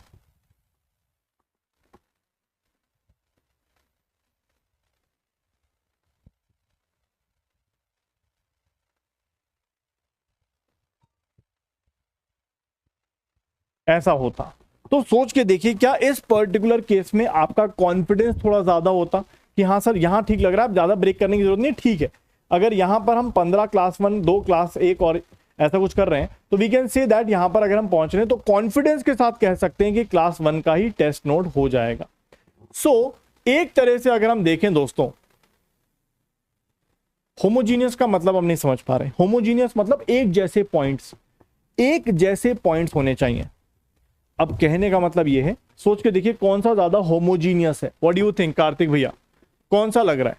होमोजीनियस मतलब एक जैसे पॉइंट्स होने चाहिए हमारे उस फाइनल नोड के अंदर। हम ये चाहते हैं कि हम ब्रेक करते करते ऐसे पहुंचे जो फाइनल नोड है उसमें होमोजीनियस मतलब सिमिलर पॉइंट्स हों। अब सोच के देखिए क्या ये होमोजीनियस लग रहा है आपको? होमोजीनियस मतलब एक जैसे पॉइंट्स ना, कौन सा ज्यादा होमोजीनियस लग रहा है?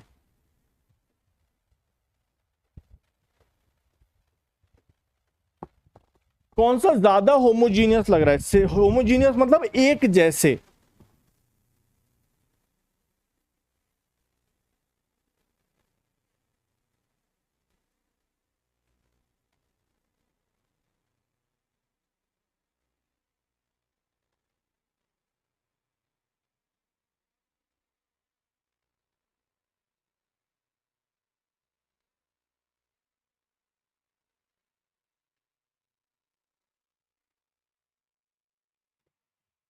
तो आपको कौन सा ज्यादा होमोजीनियस लग रहा है? तो आप सिंपल सी बात बोलोगे कि सर ये ज्यादा होमोजीनियस है, ये तो होमोजीनियस लग ही नहीं रहा, एक 5 है, एक 4 है और एक 4 है। अब सोच के देखिए आपको होमोजीनियस चाहिए क्यों, यही मैं बात आपको बता रहा हूं। जैसे फॉर एग्जांपल अगर आप एक टेस्ट पॉइंट हो, मान लो आप एक टेस्ट पॉइंट हो, आप एक रूम में घुसे और उस रूम में 5 क्लास 1 है, 4 क्लास 2 है और 4 क्लास 2 है। वैसे तो आप बोल दोगे कि sir test point belongs to class 1 क्योंकि यहाँ पे मेजोरिटी क्लास 1 है, लेकिन फिर भी आपका दिल धक धक करेगा कि आप बोलोगे नहीं यार बहुत मजा नहीं आया डिसीजन लेने में, मतलब बिकॉज जब हम टेस्ट के लिए पहुंचे थे इस नोड पर पहुंचे और यहाँ पर हम डिसाइड कर रहे हैं। जैसे अगर हम यहाँ पर देखें दोस्तों, अगर हम इस वाले पॉइंट की बात कर रहे हैं तो यहां से हम इधर ब्रेक हुए, यहां से इधर ब्रेक हुए और यहाँ पर कोई दिक्कत नहीं है बिकॉज ये कंप्लीटली होमोजीनियस है। यहाँ पे सभी के सभी रेड पॉइंट्स या ऑस्ट्रेलियंस रहते हैं, तो हम बिल्कुल परफेक्टली कह सकते हैं कि ये वाला जो लोकेशन है ये ऑस्ट्रेलियंस ही यहां पर रह रहे होंगे, क्योंकि यहां पे हमें कोई डाउट नहीं था। लेकिन अगर मान लीजिए मेरा टेस्ट पॉइंट यहां पहुंचेगा तो आप बोलोगे नहीं भाई बहुत अच्छे से डिसाइड नहीं हो पा रहा है, बिकॉज ये होमोजीनियस नहीं है। लेकिन अगर हम यहां पहुंचेंगे तो आप कह सकते हैं 15 क्लास 1, 2 क्लास 2 और 1 क्लास 3, तो यहां तो होमोजीनियस है ना, लग रहा है एकदम बढ़िया, एकदम होमोजीनियस लग रहा है। 15 क्लास 1 है, 2 क्लास 2 और 1 क्लास 3 से ज्यादा फर्क नहीं पड़ता, it is more homogeneous. And जब यहां पर अब मैं डिसाइड करूंगा, अगर मेरा टेस्ट पॉइंट ट्रैवल करते करते, जैसे यहां पे ट्रैवलिंग हो रही थी, यहां से यहां गए, यहां से आगे गए, ट्रैवल करते करते फाइनली इस नोड पर पहुंचता है, या इस लीफ नोड पर पहुंचता है, या एंड नोड पर पहुंचता है, नाउ मैं डिसाइड बहुत अच्छे से कर पाऊंगा और मेरा कंफ्यूजन बहुत कम होगा। I will be more confident कि ये क्लास 1 का है। यहां पर मैं कॉन्फिडेंट नहीं हूं, बोलते रहा हूं क्लास 1 है, मेरा कंफ्यूजन ज्यादा है।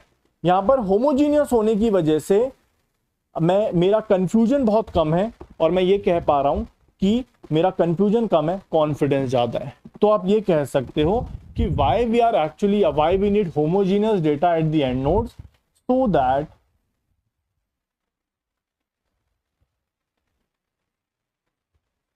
the decision on the predicted value of y, can be taken without confusion.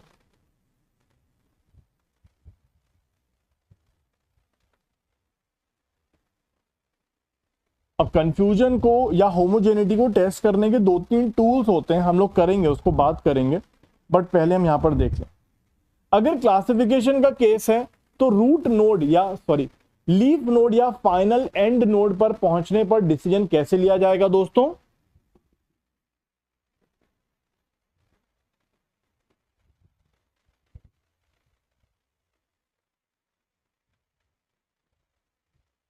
If we have classification problem,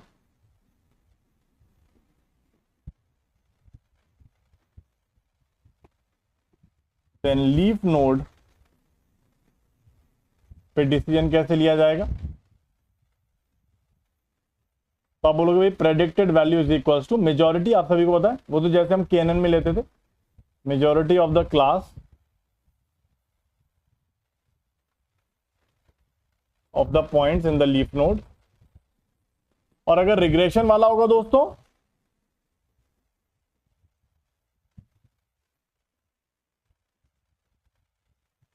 in regression yp is equals to predicted value is equals to the average of y of all points in the leaf node। तो decision तो बिल्कुल इसी तरह से लेना है। तो एक बेसिक सा क्वेश्चन आपके एग्जाम में बन सकता है, डायग्राम से समझा दीजिए। चलिए, मतलब एक प्रोबेबिलिटी काइंड ऑफ निकाल रहे हैं कि सेकंड केस में क्लास 1 होने की प्रोबेबिलिटी ज्यादा है, ऐसा भी कह सकते हो आप, बिल्कुल सही बात है, ऐसे ही आप कह सकते हो। देखिए बहुत सिंपल सी बात है यार, मेरे ख्याल से इसको बहुत ज्यादा डीप में आप घुसने की कोशिश मत करो, बहुत ही बेसिक सी बात है कि अगर मैं आपसे कहता हूं कि एक क्लासरूम के अंदर फॉर एग्जांपल, या एक बॉक्स के अंदर या एक सिटी के अंदर लेट से 1000 इंडियंस रहते हैं, लाइक 2 ऑस्ट्रेलियंस रहते हैं और 3 यूरोपियंस रहते हैं, तो ओवरऑल क्या बोलोगे यार, यहाँ तो इंडियंस रहते हैं, सही बात है कि नहीं? ऐसी होगा ना, वहां पे होमोजेनिटी ज्यादा है ना, आप बोलोगे यार यहाँ पे तो इंडियंस ज्यादा रहते हैं, तो इंडियन, ये इंडियन सिटी है एक तरह से, आप ये कह सकते हो, ठीक है? तो बहुत बेसिक सी बात है, इसमें कोई बड़ी बात नहीं। अरे बिल्कुल ही, मतलब आप लोग यार, अगर मैं आपसे कहता हूं यार जलज भाई, मतलब इतनी बड़ी बात नहीं है, आप पता नहीं क्या समझना चाह रहे हो, आई डोंट नो, बट इतनी बड़ी बात नहीं। मैं अगर आपसे कहता हूं कि एक घर में 5 इंडियन रहते हैं, 4 ऑस्ट्रेलियन रहते हैं और 4 लेट्स से अफ्रीकन रहते हैं, तो अगर हम आपसे अंदाजन पूछा जाए, अंदाजन उस घर में कितने लोग रहते हैं, आप बोलोगे सर ये घर तो मिला, एक सकते मिली जुली सरकार जैसी है, ये तो मिले जुले लोग रहते हैं यहाँ पे इंडियंस भी रहते हैं, ऑस्ट्रेलियंस भी रहते हैं, अफ्रीकन भी रहते हैं। इस घर में होमोजेनिटी नहीं है यहाँ पर, क्योंकि 5 इंडियन है, 4 ऑस्ट्रेलियन है और 4 हमारे अफ्रीकन। यहाँ पे होमोजेनिटी कहाँ है? यहाँ पे है ही नहीं। लेकिन यहाँ अगर हम बात करें तो बोलो 15 इंडियन है, 2 ऑस्ट्रेलियन है और 1 अफ्रीकन है, तो आप बोलोगे यार अगर हम ओवरऑल बात करें तो इस घर में इंडियन रहते हैं। इस घर में ऐसा कहा जा सकता है कि इस घर में, ये घर क्लास 1 का घर है, ये घर क्लास 1, क्लास 2 और क्लास 3 तीनों का घर है। ऐसा कहा जा सकता है। यहाँ पर सब मिक्स करके रह रहे हैं, लेकिन यहाँ पर मेजोरिटी, बहुत ज्यादा मेजोरिटी, नॉट मेजोरिटी, मेजोरिटी तो यहाँ भी क्लास 1 की है, बहुत ज्यादा मेजोरिटी ये क्लास 1 की। क्या समझ में आया कि नहीं? नहीं नहीं, मेरे ख्याल से मेजोरिटी वर्ड यूज नहीं करना चाहिए, क्योंकि मेजोरिटी तो क्लास 1 यहां पे भी है। बहुत ज्यादा मेजोरिटी अगर आप कहें तो, भाई मेजोरिटी तो क्लास 1 यहां भी है ना, 5 है क्लास 1, लेकिन बहुत ज्यादा मेजोरिटी होने पर हम होमोजीनियस बोलेंगे। जैसे 15 क्लास 1, 2 क्लास 1 और 1। अब लोग सर कैसे डिसाइड करें? अब उसके लिए वी हैव सम कैलकुलेशन, जिसको हम बोलते हैं Gini impurity index, entropy and variance. ये 3 चीजें हैं जो हम लोग पढ़ेंगे। बट अभी के लिए मुझे लगता है कि बहुत सिंपल सी चीज है, इसको बहुत ज्यादा कॉम्प्लिकेट करने की जरूरत नहीं है, आप देख सकते हो। ठीक है ना, इसमें not a big deal, not a big deal. ठीक है ना, समझ में आ गया ना?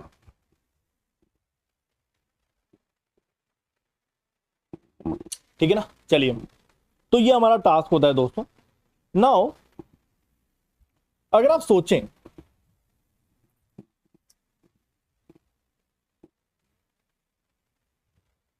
एक छोटी सी बात यहां पर आपको बताना चाहता हूं।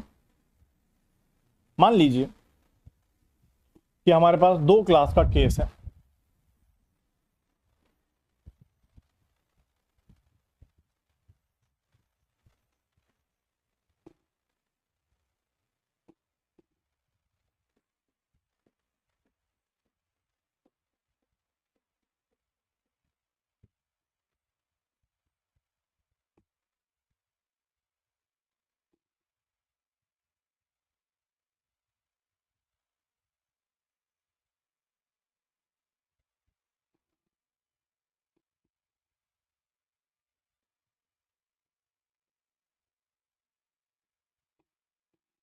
तो अगर मान लीजिए ये हमारे पास कुछ डेटा है दोस्तों, this is second dimension and this is first dimension.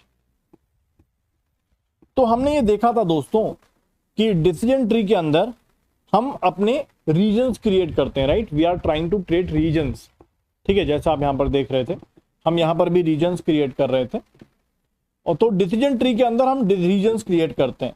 मैं यहाँ पे आपको सिर्फ 2 डायमेंशन चीजें दिखा सकता हूँ, जैसे मैं आपको 2 डायमेंशन ही दिखा रहा हूँ, वैसे it can be like in more dimension, simple सी बात है।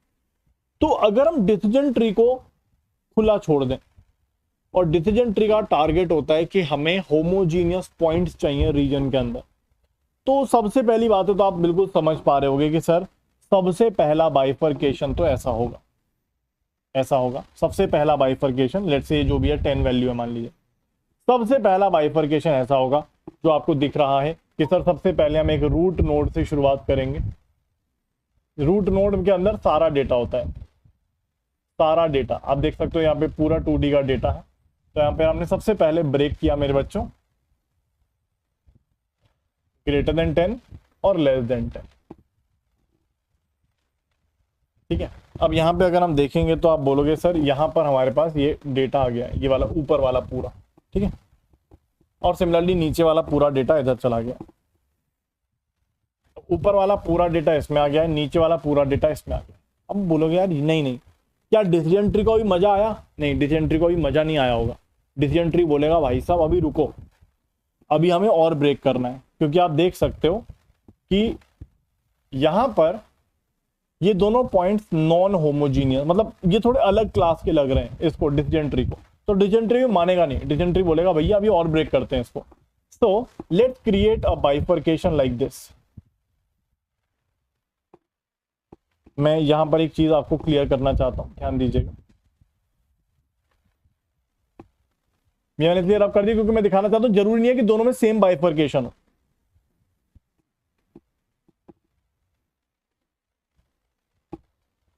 ठीक है, तो यहां पर ये इस तरह से बाइफरकेशन करेगा। मान लीजिए यहां पर ये वैल्यू है वो 5 है। ठीक है, इस तरह से बाइफरकेशन करेगा। ठीक है, और इस तरह से मान लीजिए वैल्यू 7। ठीक है, तो ऐसा कुछ इसने बाइफरकेशन किया।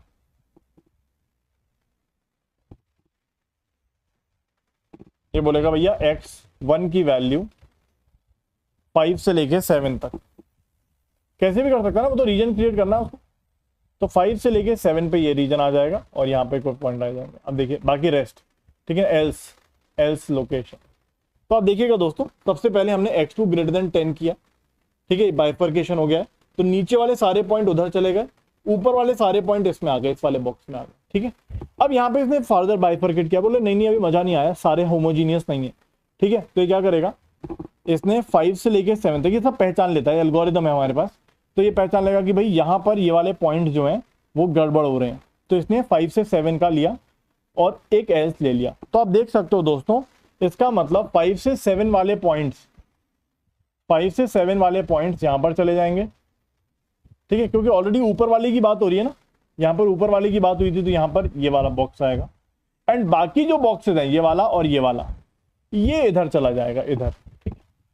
अब सोच के देखिए, अब आप बोलेगा भैया अब मुझे बाइफरकेट होने की जरूरत नहीं है बाकी आगे, क्योंकि अब मेरे के अंदर सारे येलो पॉइंट्स आ गए, सारे येलो पॉइंट्स आ गए, सारे येलो पॉइंट्स हैं। तो बोलेगा अब मुझे ब्रेक करने की जरूरत ही नहीं, अब तो मैं होमोजीनियस हो गया, परफेक्ट हो गया मेरा मामला, ठीक है। अब बोलेगा नहीं नहीं यार, यहां पर ना 2 पिंक हैं और 1 येलो है, ये कहेगा भैया यहां पर 2 पिंक है और 1 येलो पॉइंट है, ये वाला।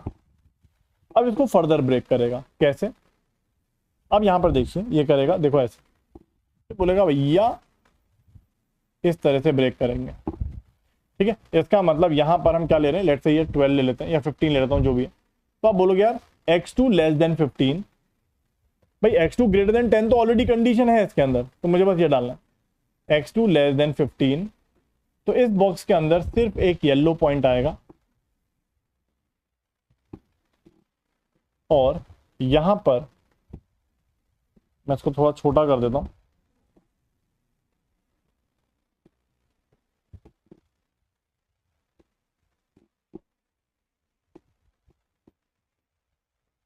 और यहां पर दोस्तों x2 ग्रेटर देन 15, और यहां पर हमारे 2 पिंक पॉइंट आ जाएंगे। अब ये फर्दर ब्रेक नहीं होगा, क्योंकि बोलेगा भाई अब सब कुछ बढ़िया होगा। पहले अब ये आपको स्टेप समझ में आए, बहुत ज्यादा इंपॉर्टेंट नहीं है, बट आपको समझ में आना चाहिए कैसे हम कर रहे हैं। क्यों, क्योंकि यहां पर एक प्रॉब्लम आपको नजर आएगी डिसीजन ट्री की, जो हम लोग समझने की कोशिश कर रहे हैं। क्या लग रहा है, क्या प्रॉब्लम हो रही है दोस्तों यहां पर? नहीं नहीं, बाइनरी कॉन्टिन्यूस भी होता है, कॉन्टिन्यूस भी होता है, रिग्रेशन भी करता है, ऐसा कुछ नहीं है। बताइए क्या लग रहा है, क्या हो रहा है यहां पर, what is trying to do, बताइए क्या करने की कोशिश कर रहा है ये? भाई सबसे पहले इसने, देखिए आपके हिसाब से सबसे सिंपलेस्ट क्लासिफिकेशन कैसे हो सकता था इसमें, सोच के देखिए।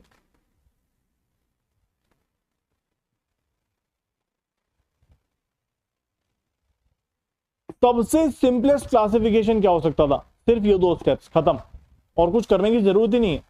क्यों, क्योंकि बाकी तो नॉइजी पॉइंट्स है ना, ये दोनों नॉइजी हैं, ये दोनों नॉइज है, ये दोनों नॉइज है, ये भी नॉइज है। सबसे सिंपलेस्ट क्लासिफायर ये था, बस खत्म, इसके आगे करना ही नहीं था उसको। लेकिन जैसा कि हमने देखा था कि ये कोशिश करता है कि हमारे जो पॉइंट्स हैं वो, सॉरी हमारे जो नोड्स हैं वो होमोजीनियस हो जाए, तो इसलिए रुका नहीं है, ये आगे बढ़ा, इसको फर्दर ब्रेक किया इसने, इस तरह से एक स्ट्रिप बनाई, उसके अंदर 2 पिंक और 1 येलो आया, उधर सारे येलो आ गए, उसको छोड़ दिया, फिर इसको फर्दर ब्रेक किया, एंड सो ऑन। ऐसे इधर भी चलेगा, ऐसे इधर भी आगे चलेगा। तो एक सबसे बड़ी बात जो आपको समझ में आई वो क्या है, व्हाट डू यू थिंक? सबसे बड़ी बात आपको समझ में आई कि decision tree is prone to overfitting, decision tree is prone to overfitting. पहले आपको थोड़ा थोड़ा समझ में आएगा, एक बार जल्दी से बताइए कि सर ये आगे बढ़ता गया, ब्रेक करता गया, और इसने कोशिश करी ओवरफिट करने की इस डेटा को। इन नॉइजी पॉइंट्स को इंपॉर्टेंस देने की जरूरत ही नहीं थी, सिर्फ इतना ब्रेक करके छोड़ देना चाहिए था। तो the decision tree is prone to overfitting, it's a non parametric and it is prone to overfitting. Non parametric क्यों? क्योंकि इसको डेटा के पैटर्न से कोई मतलब नहीं है, डेटा कैसा भी सही उसको कोई फर्क नहीं पड़ता, ठीक है। It's non parametric and prone to overfitting. क्या है सबको समझ आया? Are you able to understand the whole algorithm? एक बार बताइए, क्या ये एल्गोरिदम आपको समझ में आई? ठीक है, चलिए। सो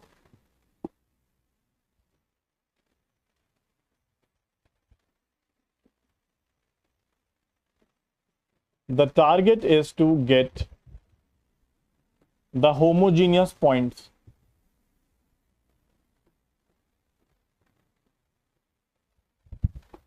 the target is to get the homogeneous nodes, not points,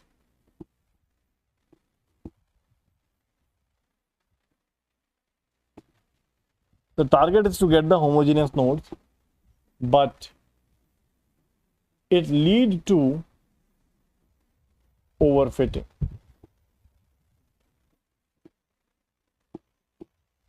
on the data.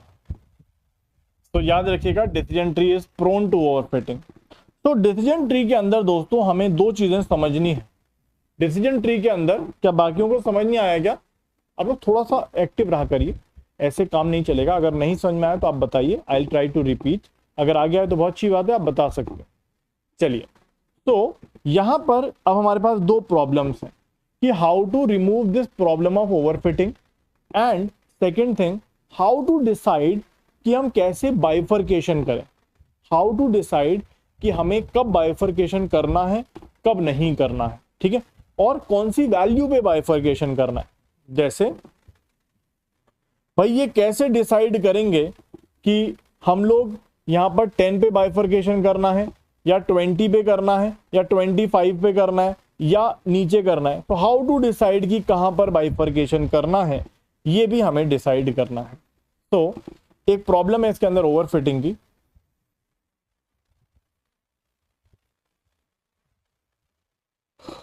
तो we have to remove the overfitting. हमें जो प्रॉब्लम उसको सॉल्व करना है, ये ओवरफिटिंग नहीं करना चाहिए। And also how to decide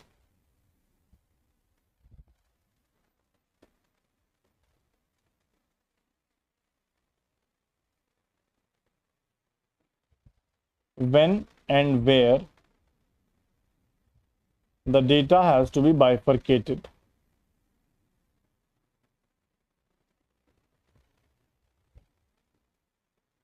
तो ये दो चीजें हैं दोस्तों जो हमें इस डिसीजन ट्री के अंदर करनी है। बाकी मैंने आपको एल्गोरिथम थोड़ा समझा दिया है और हम लोग किस तरह से डिसीजन ले सकते हैं किसी भी नए टेस्ट पॉइंट के लिए, ये भी हमने देखा कि अगर हम कोई भी टेस्ट पॉइंट आएगा आराम से ट्री को ट्रैवर्स करेंगे, फाइनल रूट नोड पर पहुंचेंगे। क्लासिफिकेशन है तो मेजॉरिटी वाला रूल लगेगा और रिग्रेशन है तो एवरेज वाला रूल लगेगा। क्या है, सबको क्लियर है कि नहीं? जल्दी से बताइए। एग्जैक्टली, दैट्स द पॉइंट कि हम लोग देख लेते हैं कि यार कितनी हमारी गिनी इम्प्योरिटी हो गई है या कितना इंप्रूवमेंट है गिनी इम्प्योरिटी में बाइफर्केशन करने का।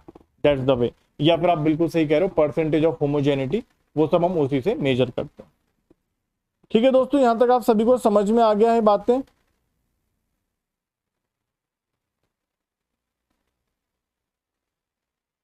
ठीक है, चलिए, आई होप यहां तक चीजें क्लियर है। तो एल्गो हमने समझ लिया दोस्तों, इसमें कोई परेशानी नहीं है आप लोगों को और मुझे भी। वाई भी बाइफरकेट आपको पता है कि कंफ्यूजन को रिड्यूस करने के लिए करते हैं।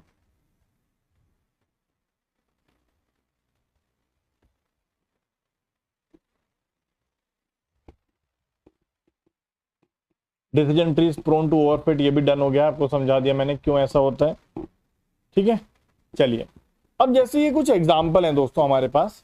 ठीक है, अब मैं अभी तो एक रैंडम प्लॉट आपको बना के दे रहा हूं, रैंडम डिसीजन ट्री बना के दे रहा हूं। हम लोग बाद में देखेंगे एग्जाम्पल्स के माध्यम से कि आपको क्वेश्चन किस तरह का पूछा जा सकता है। ऑब्वियस सी बात है, आपको पूरा डिसीजन ट्री बनाने को कभी नहीं आएगा एग्जाम के अंदर, पॉसिबल ही नहीं, हम कर ही नहीं सकते। ठीक है, हमसे एक या दो स्टेप्स पूछे जा सकते हैं कि कौन सा बाइफर्केशन बेटर है, x1 हम ग्रेटर देन 0.6 लें या 0.7 लें, जो भी हमारा बाइफर्केशन होगा वो हम लोग देख सकते हैं। एक जल्दी से एग्जाम्पल हम लोग देखते हैं दोस्तों। मान लीजिए रूट नोड है,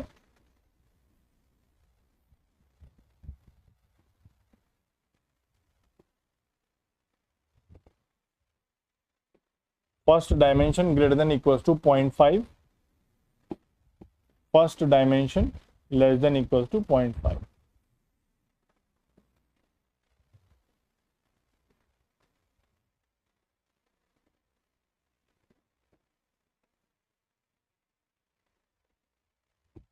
मान लीजिए आगे मैंने ब्रेक किया सेकंड डायमेंशन पे,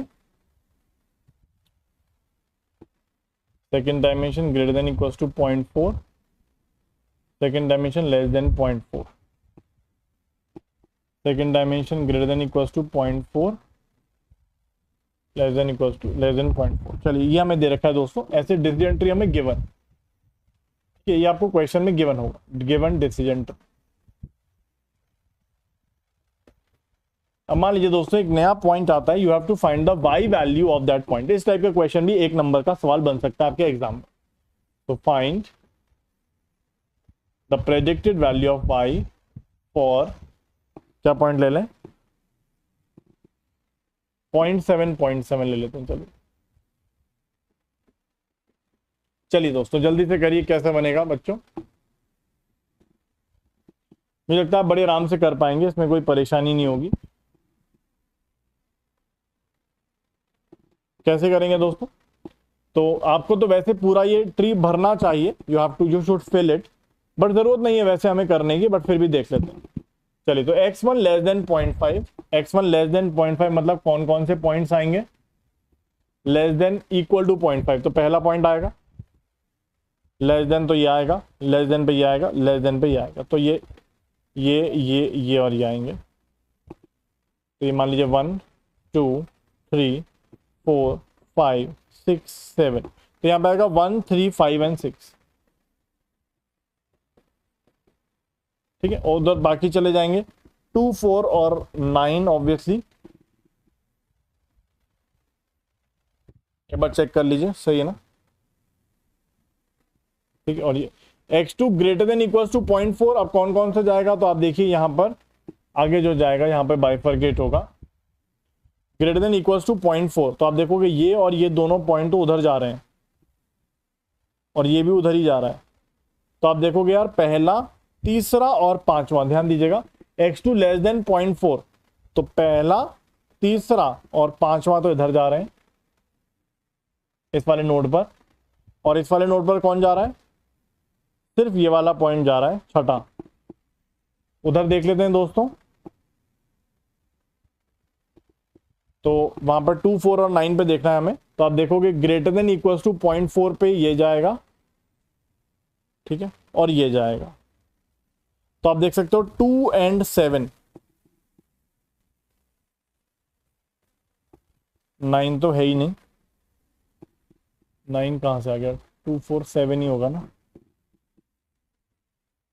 और बाकी बचा 0.4 यहां पे चला जाएगा। एक बार देख लीजिए कहीं कोई गलती तो नहीं है, सब सही लग रहा है वैसे। अब यहां पे क्या कह रहा है दोस्तों, पॉइंट, पहली बार देखिए सब लोग डिसीजन ट्री बना पा रहे हैं, एक बार देखिए, I want all of you एक बार देखिए दोस्तों, डिसीजन ट्री बाइफरकेशन वगैरह बच्चों वाला खेल है, कर पा रहे हैं दोस्तों, एक बार देखिए।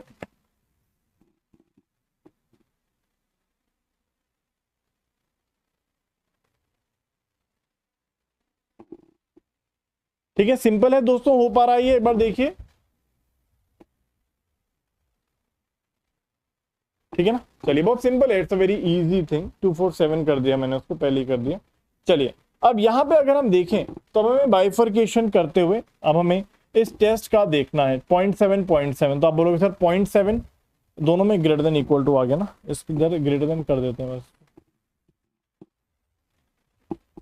अब यहाँ देखिए, तो सबसे पहले हमें टेस्ट पॉइंट है 0.7, 0.7, तो 0.7 सबसे पहले तो इधर जाएगा, फिर इधर जाने के बाद इधर चला जाएगा, इसका मतलब यहां पर जाके टेस्ट पॉइंट रुक जाएगा। अब क्योंकि हमारा रिग्रेशन का केस है, आप देखिए y की वैल्यूज जो है वो ऐसी कुछ आ रही हैं, तो हमें y प्रेडिक्टेड वैल्यू क्या होगी फॉर दिस टेस्ट पॉइंट। अब ये टेस्ट पॉइंट क्योंकि इस रूट नोड या सॉरी इस लीफ नोड पर जा रहा है, तो हमारी जो y प्रेडिक्टेड वैल्यू हो जाएगी वो आ जाएगी सेकेंड और सेवेंथ की एवरेज वैल्यू, सेकेंड और सेवेंथ की एवरेज वैल्यू आ जाएगी। तो यहां पर हम देख पाएंगे कि हमारी प्रेडिक्टेड वैल्यू हो जाएगी दोस्तों 25 प्लस 18 डिवाइड बाय 2। एक बार चेक करिए क्या है, सही है कि नहीं। 2 4 7 भी होगा क्या, 4 भी आएगा क्या, ग्रेटर देन, अच्छा ओ माय गॉड 4 भी आएगा ना इधर, 2 4 7, हाँ ये 4 भी आएगा, सही बात है, यहाँ तो वो जाएगा ही नहीं। और भैया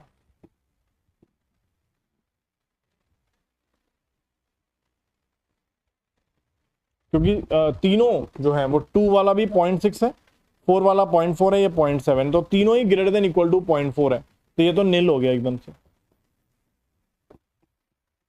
तो यहाँ पे प्रेडिक्टेड वैल्यू क्या आएगी, predicted value will be second की वैल्यू फोर्थ की वैल्यू 18 और सेवेंथ की वैल्यू,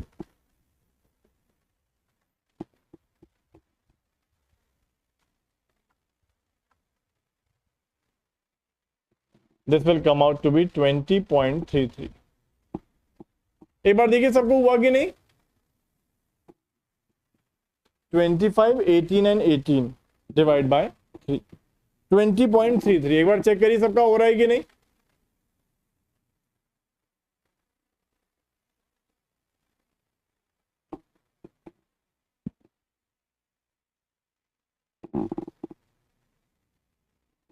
हाँ, जब है ही नहीं तो क्या करें, ऑब्वियस सी बात है, उस रूट नोड में कुछ आया ही नहीं, क्या कर सकते हैं, डेटा में ऐसा कुछ है ही नहीं, या बाइफर्केशन थोड़ा गड़बड़ हुआ होगा, जो भी है, ठीक है। अब उसमें तो हमें कोई मतलब नहीं है। एक बार देखिए सब लोग कर पा रहे हैं कि नहीं।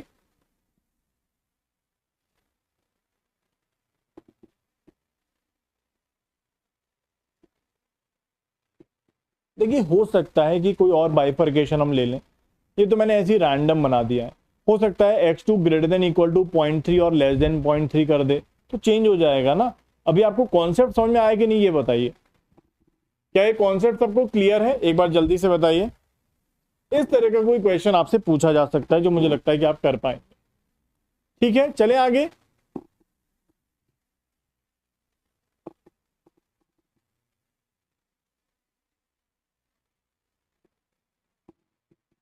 ठीक है, ऑब्वियसली अगर आपको लगता है कि आपको और कोई ऑप्टिमम सॉल्यूशन चाहिए तो you can add on anything on it, but हमारे लिए तो एवरेज ही निकाला जाता है, average and majority in case of classes. बाकी अगर आपको लगता है कि नहीं सर हमें एवरेज नहीं निकालना है, हमें कुछ और निकालना है, इसमें KNN लगानी है हमें, कि भाई मान लो कि हम यहां तक पॉइंट तक पहुंच गए, अब मुझे KNN लगानी है, मतलब मैंने फॉर एग्जाम्पल पूरा ये लगा दिया, डिसीजन ट्री लगा दिया, I have found some points जो मेरे रूट नोड में आ रहे हैं। अब मुझे KNN लगाना है फॉर बेटर ऑप्शंस या फॉर बेटर कैलकुलेशंस या फॉर बेटर रिजल्ट्स, मैं वो भी कर सकता हूं, बट ऑब्वियसली वो तो बहुत सारी चीजें हैं जो हम कर सकते हैं, right.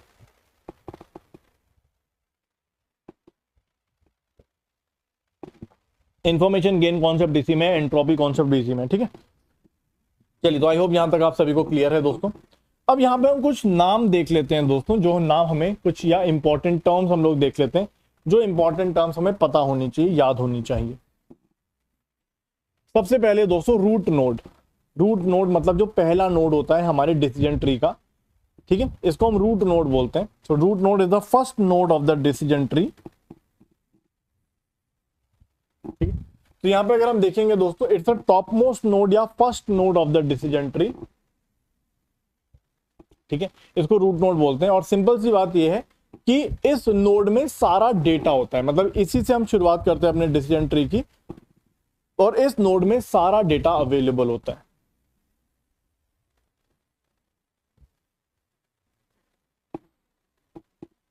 All data is available in this data, in this node.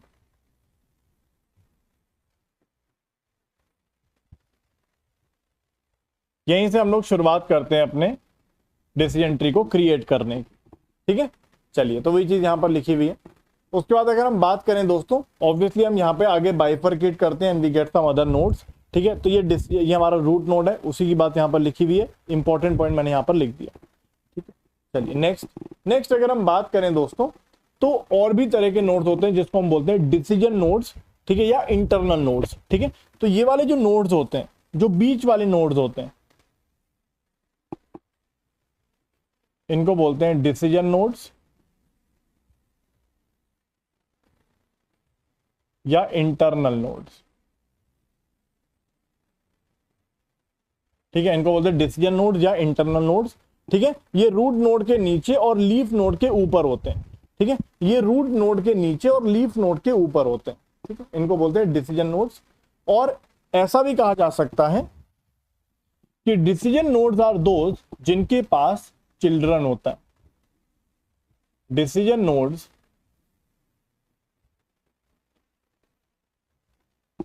those which have parents,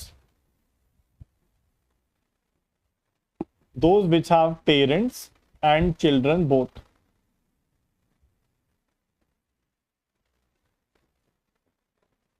ठीक है। इनके पास दोनों होते हैं, पेरेंट्स और चिल्ड्रन दोनों। जैसा कि आप देख सकते हो इसका जो पेरेंट है वो रूट नोड है, और ये जो दोनों हैं दोस्तों बी और सी, ये ए के चिल्ड्रन हैं। ठीक है, तो बी और सी के जो पेरेंट है वो ए है, और ए जो है, बी और सी जो है वो ए के चिल्ड्रन है।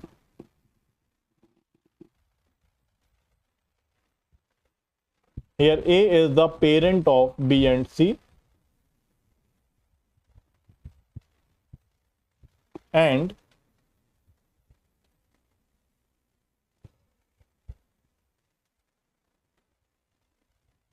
are the children of A। ठीक है, एक और बात यहां पर हम देख सकते हैं दोस्तों, रूट नोड जो होगा दोस्तों, रूट नोड,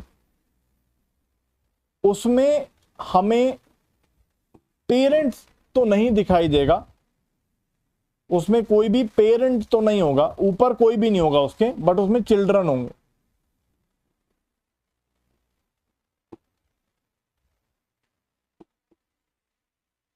ठीक है ना, उसमें चिल्ड्रन जरूर होंगे। ठीक है, उसमें चिल्ड्रन जरूर होंगे। ठीक है ना, बाइनरी ट्री मतलब 0.7 क्या है, समझ नहीं आया। चलिए, तो वीरेंद्र भी आप सो रहे थे क्या क्लास में? आपको यहां पर एक टेस्ट पॉइंट दे रखा है 0.7, जिसके लिए 0.7 मतलब first dimension is 0.7, second dimension is also 0.7, और इसके लिए हमें वाई प्रेडिक्ट करना है।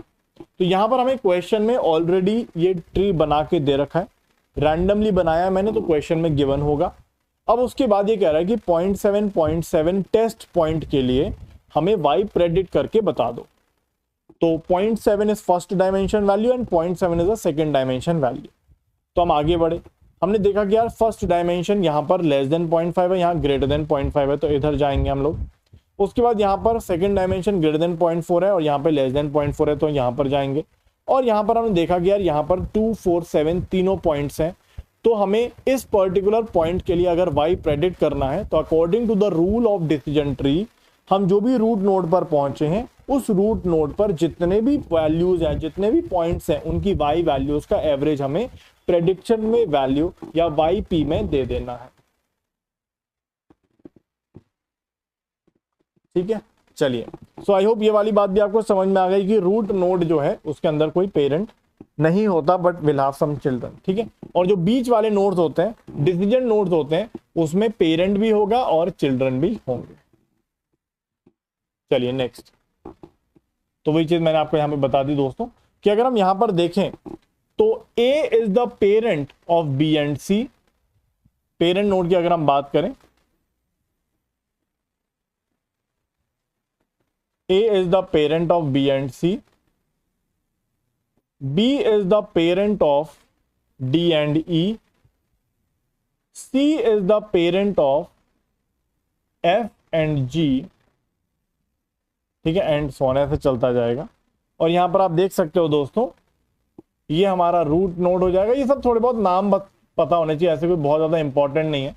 ठीक है, ये हो जाएगा हमारा decision nodes.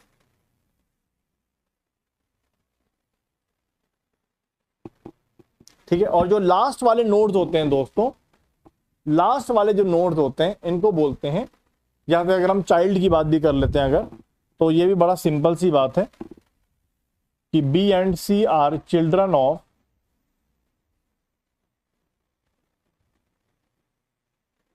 A, D and E are children of B, F and G are children of C। ये भी बड़ा सिंपल सी कहानी है, इसमें कोई बड़ी बात नहीं है, आई डोंट थिंक इसमें परेशानी होगी।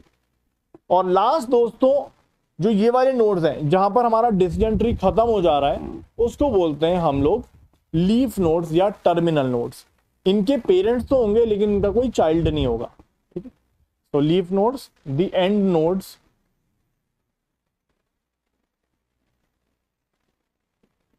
Of the tree.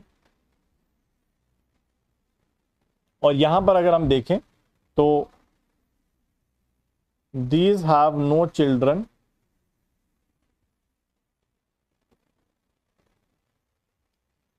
बट इनके पेरेंट्स तो होते ही हैं। ठीक है, इनको लीफ नोड्स बोला जाता है। और जो भी डिसीजन किया जाएगा दोस्तों डिसीजन ट्री के अंदर पूरा ट्रैवर्स करने के बाद फाइनल डिसीजन हमेशा लीफ नोड्स पर ही लिया जाता है। तो वाइल टेस्टिंग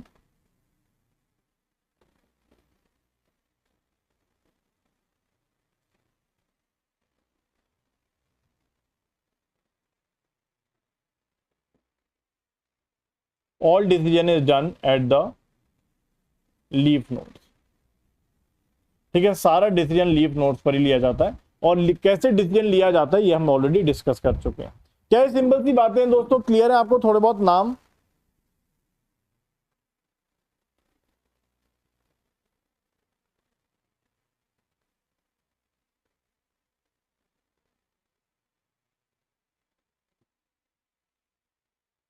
ठीक है ना। चले आगे, चलिए नेक्स्ट। अब यहां पे बात हो रही है दोस्तों height of the tree. Height of the tree और डेप्थ ऑफ द ट्री दो चीजें होती हैं दोस्तों, height of the tree and depth of the tree. अब अगर मैं आपसे बात करूं कि किसी भी चीज की हाइट कहां से नापी जाती है, किसी भी चीज की हाइट हम कहां से नापते हैं दोस्तों? किसी भी चीज की हाइट हम कहां से नापते हैं? ऑब्वियसली नीचे से नापी जाती है। तो हाइट ऑफ द ट्री हमेशा नीचे से नापी जाती है और डेप्थ ऑफ द ट्री हमेशा ऊपर से नापी जाती है। ठीक है, तो अगर हम यहां पर देखें तो ये दो चीजें हम यहां पर लिखते हैं दोस्तों।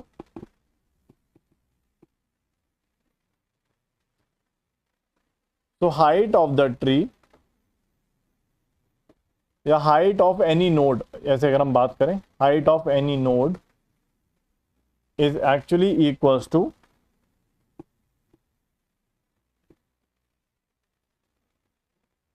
maximum number of nodes traversed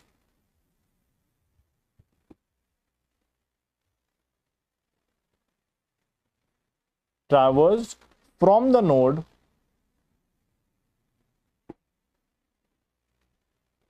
to the root node।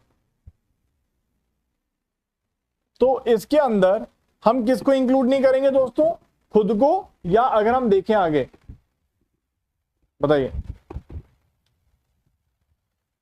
देखिए, अगर मैं आपसे कहता हूं कि हमें यहां पर इसकी डेप्थ निकालनी है, या चलो हाइट निकालनी है, हाइट की बात करते हैं। तो हाइट अगर निकालनी होगी दोस्तों किसी भी नोड की, अगर हम हाइट निकालना चाहते हैं तो क्या लगता है, हम उस नोड से ऊपर की तरफ जाएंगे तो हम उस नोड को इंक्लूड करेंगे या रूट को इंक्लूड करेंगे? वैसे बात तो एक ही है, किसी भी एक को कर सकते हैं, आंसर तो एक ही आएगा। बट वैसे अगर हम लॉजिकली बात करें तो किसको इंक्लूड करना चाहिए बताइए?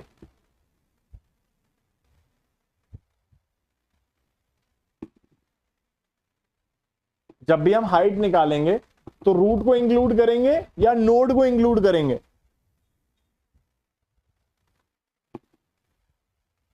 ठीक है, तो जब भी हम हाइट निकालेंगे तो उस नोड को इंक्लूड नहीं करते, रूट को इंक्लूड करते। बट एक ही बात है, क्योंकि ऑब्वियसली आप दोनों में से किसी एक को इंक्लूड करोगे तो सेम ही आएगा आंसर, बट फिर भी इतनी कोई बड़ी बात नहीं है, लिख सकते हैं। तो अगर हम हाइट ऑफ द ट्री की बात करेंगे दोस्तों तो कैसे निकाली जाएगी?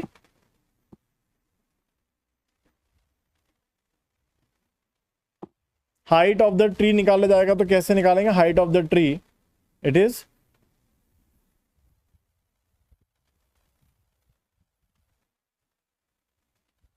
measured, yeah, it is actually, it is the height of the leaf node.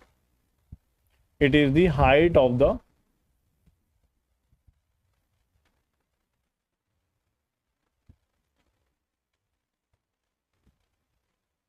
deepest leaf node। जो भी सबसे नीचे लीफ नोड है उससे अगर हम हाइट निकाल लेंगे तो हाइट ऑफ द ट्री आ जाएगी। सही है ना?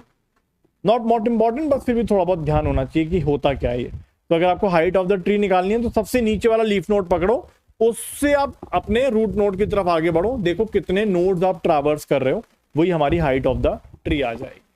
ठीक है ना? चलिए, तो एक एग्जांपल देखेंगे, पहले डेफिनेशन तो देख लें। ऐसी दोस्तों डेप्थ ऑफ द ट्री अगर हम बात करें,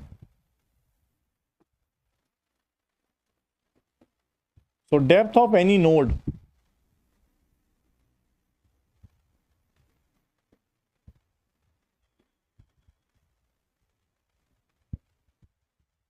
is the number of nodes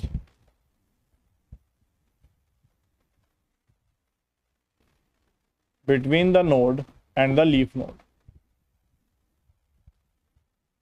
ठीक है, तो यहां पे हमें क्या करना है, डेप्थ निकालनी है। तो आप अगर देखोगे किसी भी नोड की अगर निकालोगे, जैसे यहां से निकाल रहे हो, तो यहां से आप लीफ नोड की तरफ जाओ, कितने नोड्स ट्रैवर्स हो रहे हैं वो आप किसी भी नोड की डेप्थ निकाल सकते हो। ठीक है, और अगर हम बात करें दोस्तों,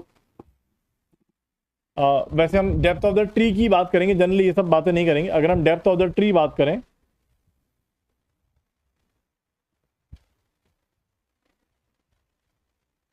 depth of the tree is equals to the depth of the root node. सोच के देखिए, क्या डेप्थ ऑफ द ट्री और height of the tree same ही आएगा हमेशा? बताइए। देखिए, आप नोड की टेंशन मत लो, वैसे भी किसी की नोड की कोई पूछने वाला नहीं है कि उसकी हाइट या डेप्थ बताओ। अगर हम ट्री की बात करें, डेप्थ ऑफ द ट्री, इसका मतलब हम बात कर रहे हैं कि हमारे रूट नोड की डेप्थ क्या है, मतलब नीचे से हम ऊपर जाने की कोशिश कर रहे हैं। ठीक है, और अगर हम हाइट की बात करें तो हाइट ऑफ द ट्री मतलब हम नीचे से ऊपर की तरफ आगे बढ़ने की कोशिश कर रहे हैं। ठीक है, तो यहां पर हम अगर देखें तो हाइट ऑफ द ट्री मतलब height of the leaf node. ठीक है, और it is the height of the deepest leaf node. और यहां पे अगर हम डेप्थ की बात करेंगे तो depth of the root node. अगर हम यहां पर देखें तो इसका एक एग्जांपल अगर देखें,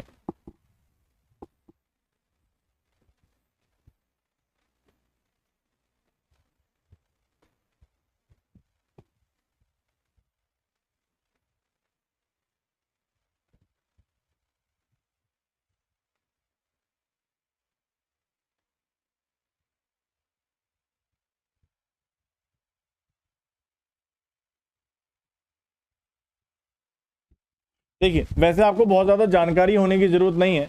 आप सोच के मुझे बताइए कि what is the height of the tree. बस आपको हाइट या डेप्थ के बारे में थोड़ी नॉलेज होनी चाहिए, क्योंकि वो हम लोग यूज करेंगे प्रूनिंग के केस में। एक स्टेटमेंट होता है, वहां पे हम देखेंगे कि प्रूनिंग हम कैसे करेंगे। तो what do you think, what is the height of the tree?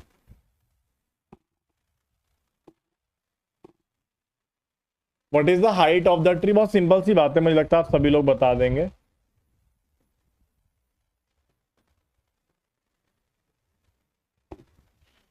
तो हाइट मतलब हम किसी भी डीपेस्ट रूट नोड से शुरुआत करेंगे। आप इससे या इससे किसी से भी शुरुआत कर लो, मुझे लगता है यही डीपेस्ट होगा। तो यहां से हम ऊपर गए, 1 2 3 4।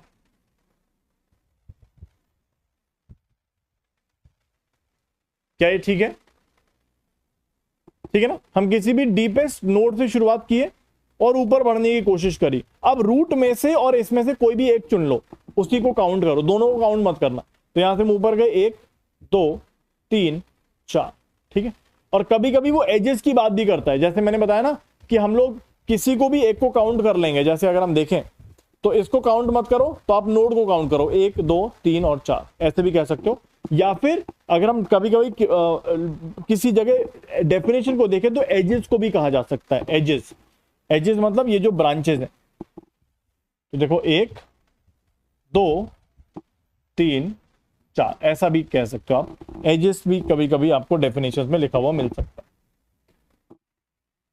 अच्छा, डेप्थ अगर हम बात करें तो क्या डेप्थ भी सेम आएगी डेप्थ ऑफ द ट्री? तो डेप्थ के लिए हम क्या करेंगे, यहां से शुरुआत करेंगे। ठीक है, रूट नोड से शुरुआत करेंगे और डीपेस्ट यहां तक जाएंगे। तो यहां से एक, किसी भी एक को काउंट करो, वैसे इसको मत करना आप, क्योंकि हम नीचे वाले को करेंगे। अब एक ही बात है, डजंट मैटर। देखिए 1 2 3 4, क्योंकि डीपेस्ट यही है, ये दोनों में से कोई भी एक ले लो। तो डेप्थ ऑफ द ट्री और हाइट ऑफ द ट्री आपको सेम मिलेगा। ठीक है, डेप्थ ऑफ द ट्री या हाइट ऑफ द ट्री आपको सेम ही मिलेगा। ठीक है, क्योंकि दोनों में से किसी एक को ही हम काउंट करेंगे, या फिर हम एजेस को काउंट कर लें। तो 1 2 3 4 एजेस। तो डेप्थ ऑफ द ट्री और हाइट ऑफ द ट्री आपको सेम मिलेगा। ठीक है, लेकिन कभी किसी केस में अगर कोई आपसे पूछे कि डेप्थ ऑफ द नोड या हाइट ऑफ द नोड, तो वहां वो चेंज आ सकते हैं। लेकिन मुझे नहीं लगता कि ये क्वेश्चन गेट एग्जाम में आ सकता है, क्योंकि एकदम तुच्चा टाइप का क्वेश्चन हो जाएगा। ठीक है ना।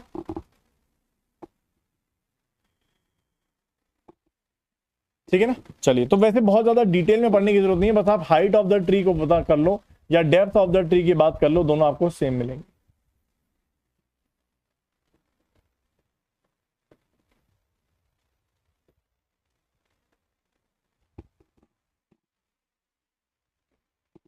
ठीक है ना।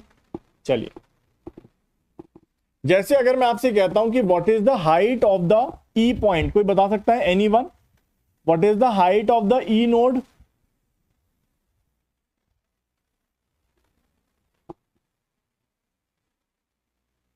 Height of the E node, height. तो हाइट हमेशा कहां से नापते हैं? नीचे से। हाइट हमेशा नीचे से नापी जाती है, डेप्थ हमेशा ऊपर से नापी जाती है, याद रखना। हाइट हमेशा नीचे से नापी जाती है, वैसे भी आप हमेशा ऐसे ही करते हो ना, हाइट हमेशा नीचे से नापी जाती है और डेप्थ हमेशा ऊपर से नापी जाती है।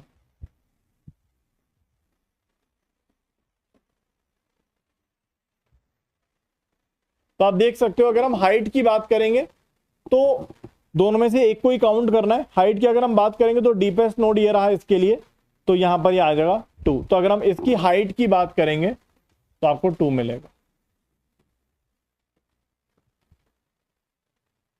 ठीक है। और अगर हम डेप्थ की बात करेंगे तो डेप्थ हम ऊपर से मेजर करेंगे। ठीक है ना। याद रखिएगा, हाइट हमेशा नीचे से, डेप्थ हमेशा ऊपर से। लेकिन आपसे कोई, मुझे नहीं लगता कि ऐसा कुछ पूछेगा कि हाइट ऑफ द नोड बता दो या डेप्थ ऑफ द नोड बता दो। आपको बस थोड़ा सा ये कॉन्सेप्ट मुझे बताना था, हाइट ऑफ द ट्री या डेप्थ ऑफ द ट्री, क्योंकि हम आगे इसको कहीं पर यूज करेंगे। ठीक है ना। क्या ये सबको क्लियर हो रहा है? थोड़ा बहुत, ज्यादा घुसने की जरूरत नहीं है, थोड़ा बहुत पता होना चाहिए कि हाइट हम नीचे से नापते हैं, बहुत सिंपल सा कॉन्सेप्ट है। तो अगर हमें कभी नोड्स में डाउट हो रहा है तो आप एजेस काउंट कर सकते हो, एजेस भी काउंट कर सकते हो। डीपेस्ट नोड से ऊपर की तरफ जाओ, कितने एजेस लग रहे हैं? 2, खत्म।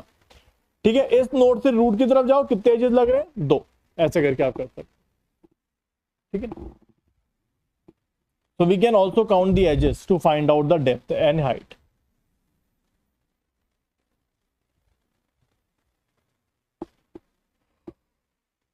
We can also count the edges. हम edges भी count कर सकते हैं to get the depth or the height.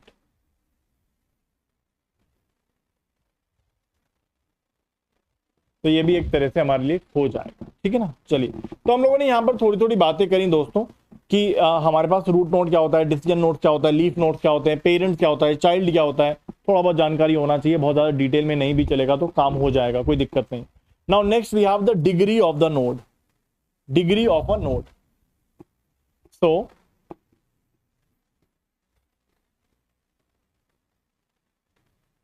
Degree of a node, तो बहुत सिंपल सी कॉन्सेप्ट है। डिग्री ऑफ अ नोड मतलब किसी भी नोड पर कितने चाइल्ड कनेक्टेड हैं, वो होता है डिग्री ऑफ अ नोड। ठीक है। किसी भी नोड पर कितने चाइल्ड कनेक्टेड हैं, जैसे आप देखोगे यहां पर 2 चाइल्ड है, बढ़िया, तो ये इसकी डिग्री 2 हो गई। ए पे 2 चाइल्ड है, ये दोनों, तो इसकी भी डिग्री 2 हो गई। ठीक है। बी पर 2 चाइल्ड है, तो इसकी भी डिग्री 2 हो गई। तो degree of a node is the number of children या the number of child node connected to the node, the number of child node connected। ठीक है, the number of child node connected। और ऐसे ही होता है दोस्तों डिग्री ऑफ अ ट्री। ये तो डिग्री ऑफ अ नोड हो गया, किसी भी नोड पर जितने चाइल्ड कनेक्टेड है वही डिग्री ऑफ अ नोड हो जाएगा। Now degree of a tree भी होता है दोस्तों।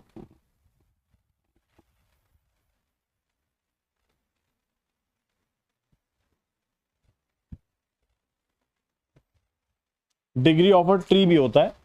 देखिए, हमारे पास ट्री के अंदर बहुत सारे नोड्स हैं, हमने सभी नोड्स की डिग्री निकाल ली।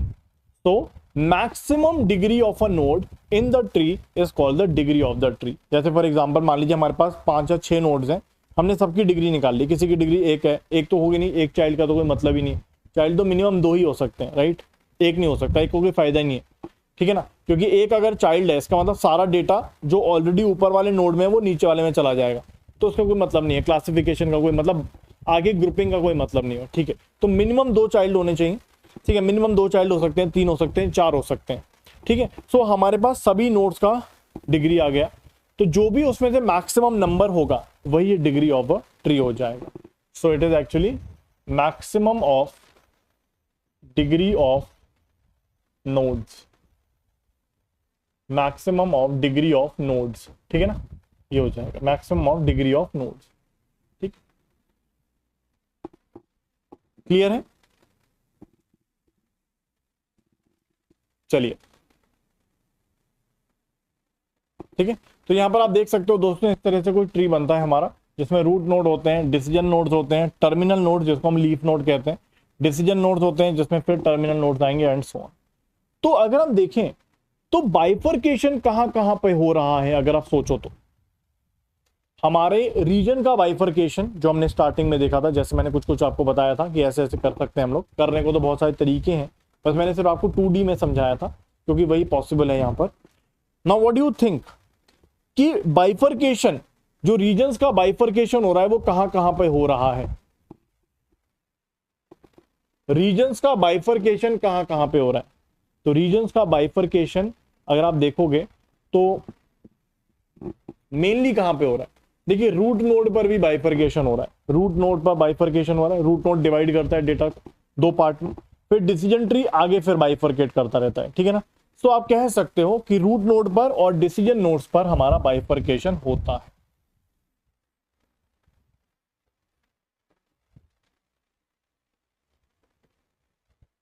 बाइफर्केशन बोल सकते हैं या ग्रुपिंग बोल सकते हैं।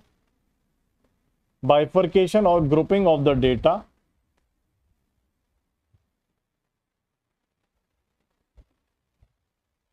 is done at the root node and the decision node। ठीक है, चलिए, बाकी हम लोगों ने देख लिया। लीफ नोड्स पर फाइनल डिसीजन होता है दोस्तों, लीफ नोड्स पर फाइनल डिसीजन लिया जाता है कि भाई क्या करना है, वाई प्रेडिक्टेड वैल्यू कैसे निकालनी है, वाई प्रेडिक्टेड वैल्यू निकाली जाती है लीफ नोड्स पर, ठीक है, ये बात भी हमने देखी हुई है, ठीक है ना। चलिए, ठीक है दोस्तों, आई होप यहां तक आप सभी लोगों को बातें क्लियर। तो आज हमने बहुत ज्यादा बेसिक देखा, कल मैं आप लोगों को इंफॉर्मेशन गेन, इंप्योरिटी और गिनी इंप्योरिटी, एंट्रोपी, इन सब के बारे में बताऊंगा, और आप लोग देखना कि किस तरह के न्यूमेरिकल्स इस टॉपिक पे बन सकते हैं, ठीक है। तो बहुत अच्छे न्यूमेरिकल्स इस पे बन सकते हैं, तो कल हम लोग उन सबको डिस्कस करने वाले हैं। 3-4 इंपॉर्टेंट चीजें हैं इसके अंदर, तो हम लोग इसी पॉइंट से कल की क्लास में कंटिन्यू करते हैं दोस्तों। Thank you dear students, bye bye and take care, ठीक है।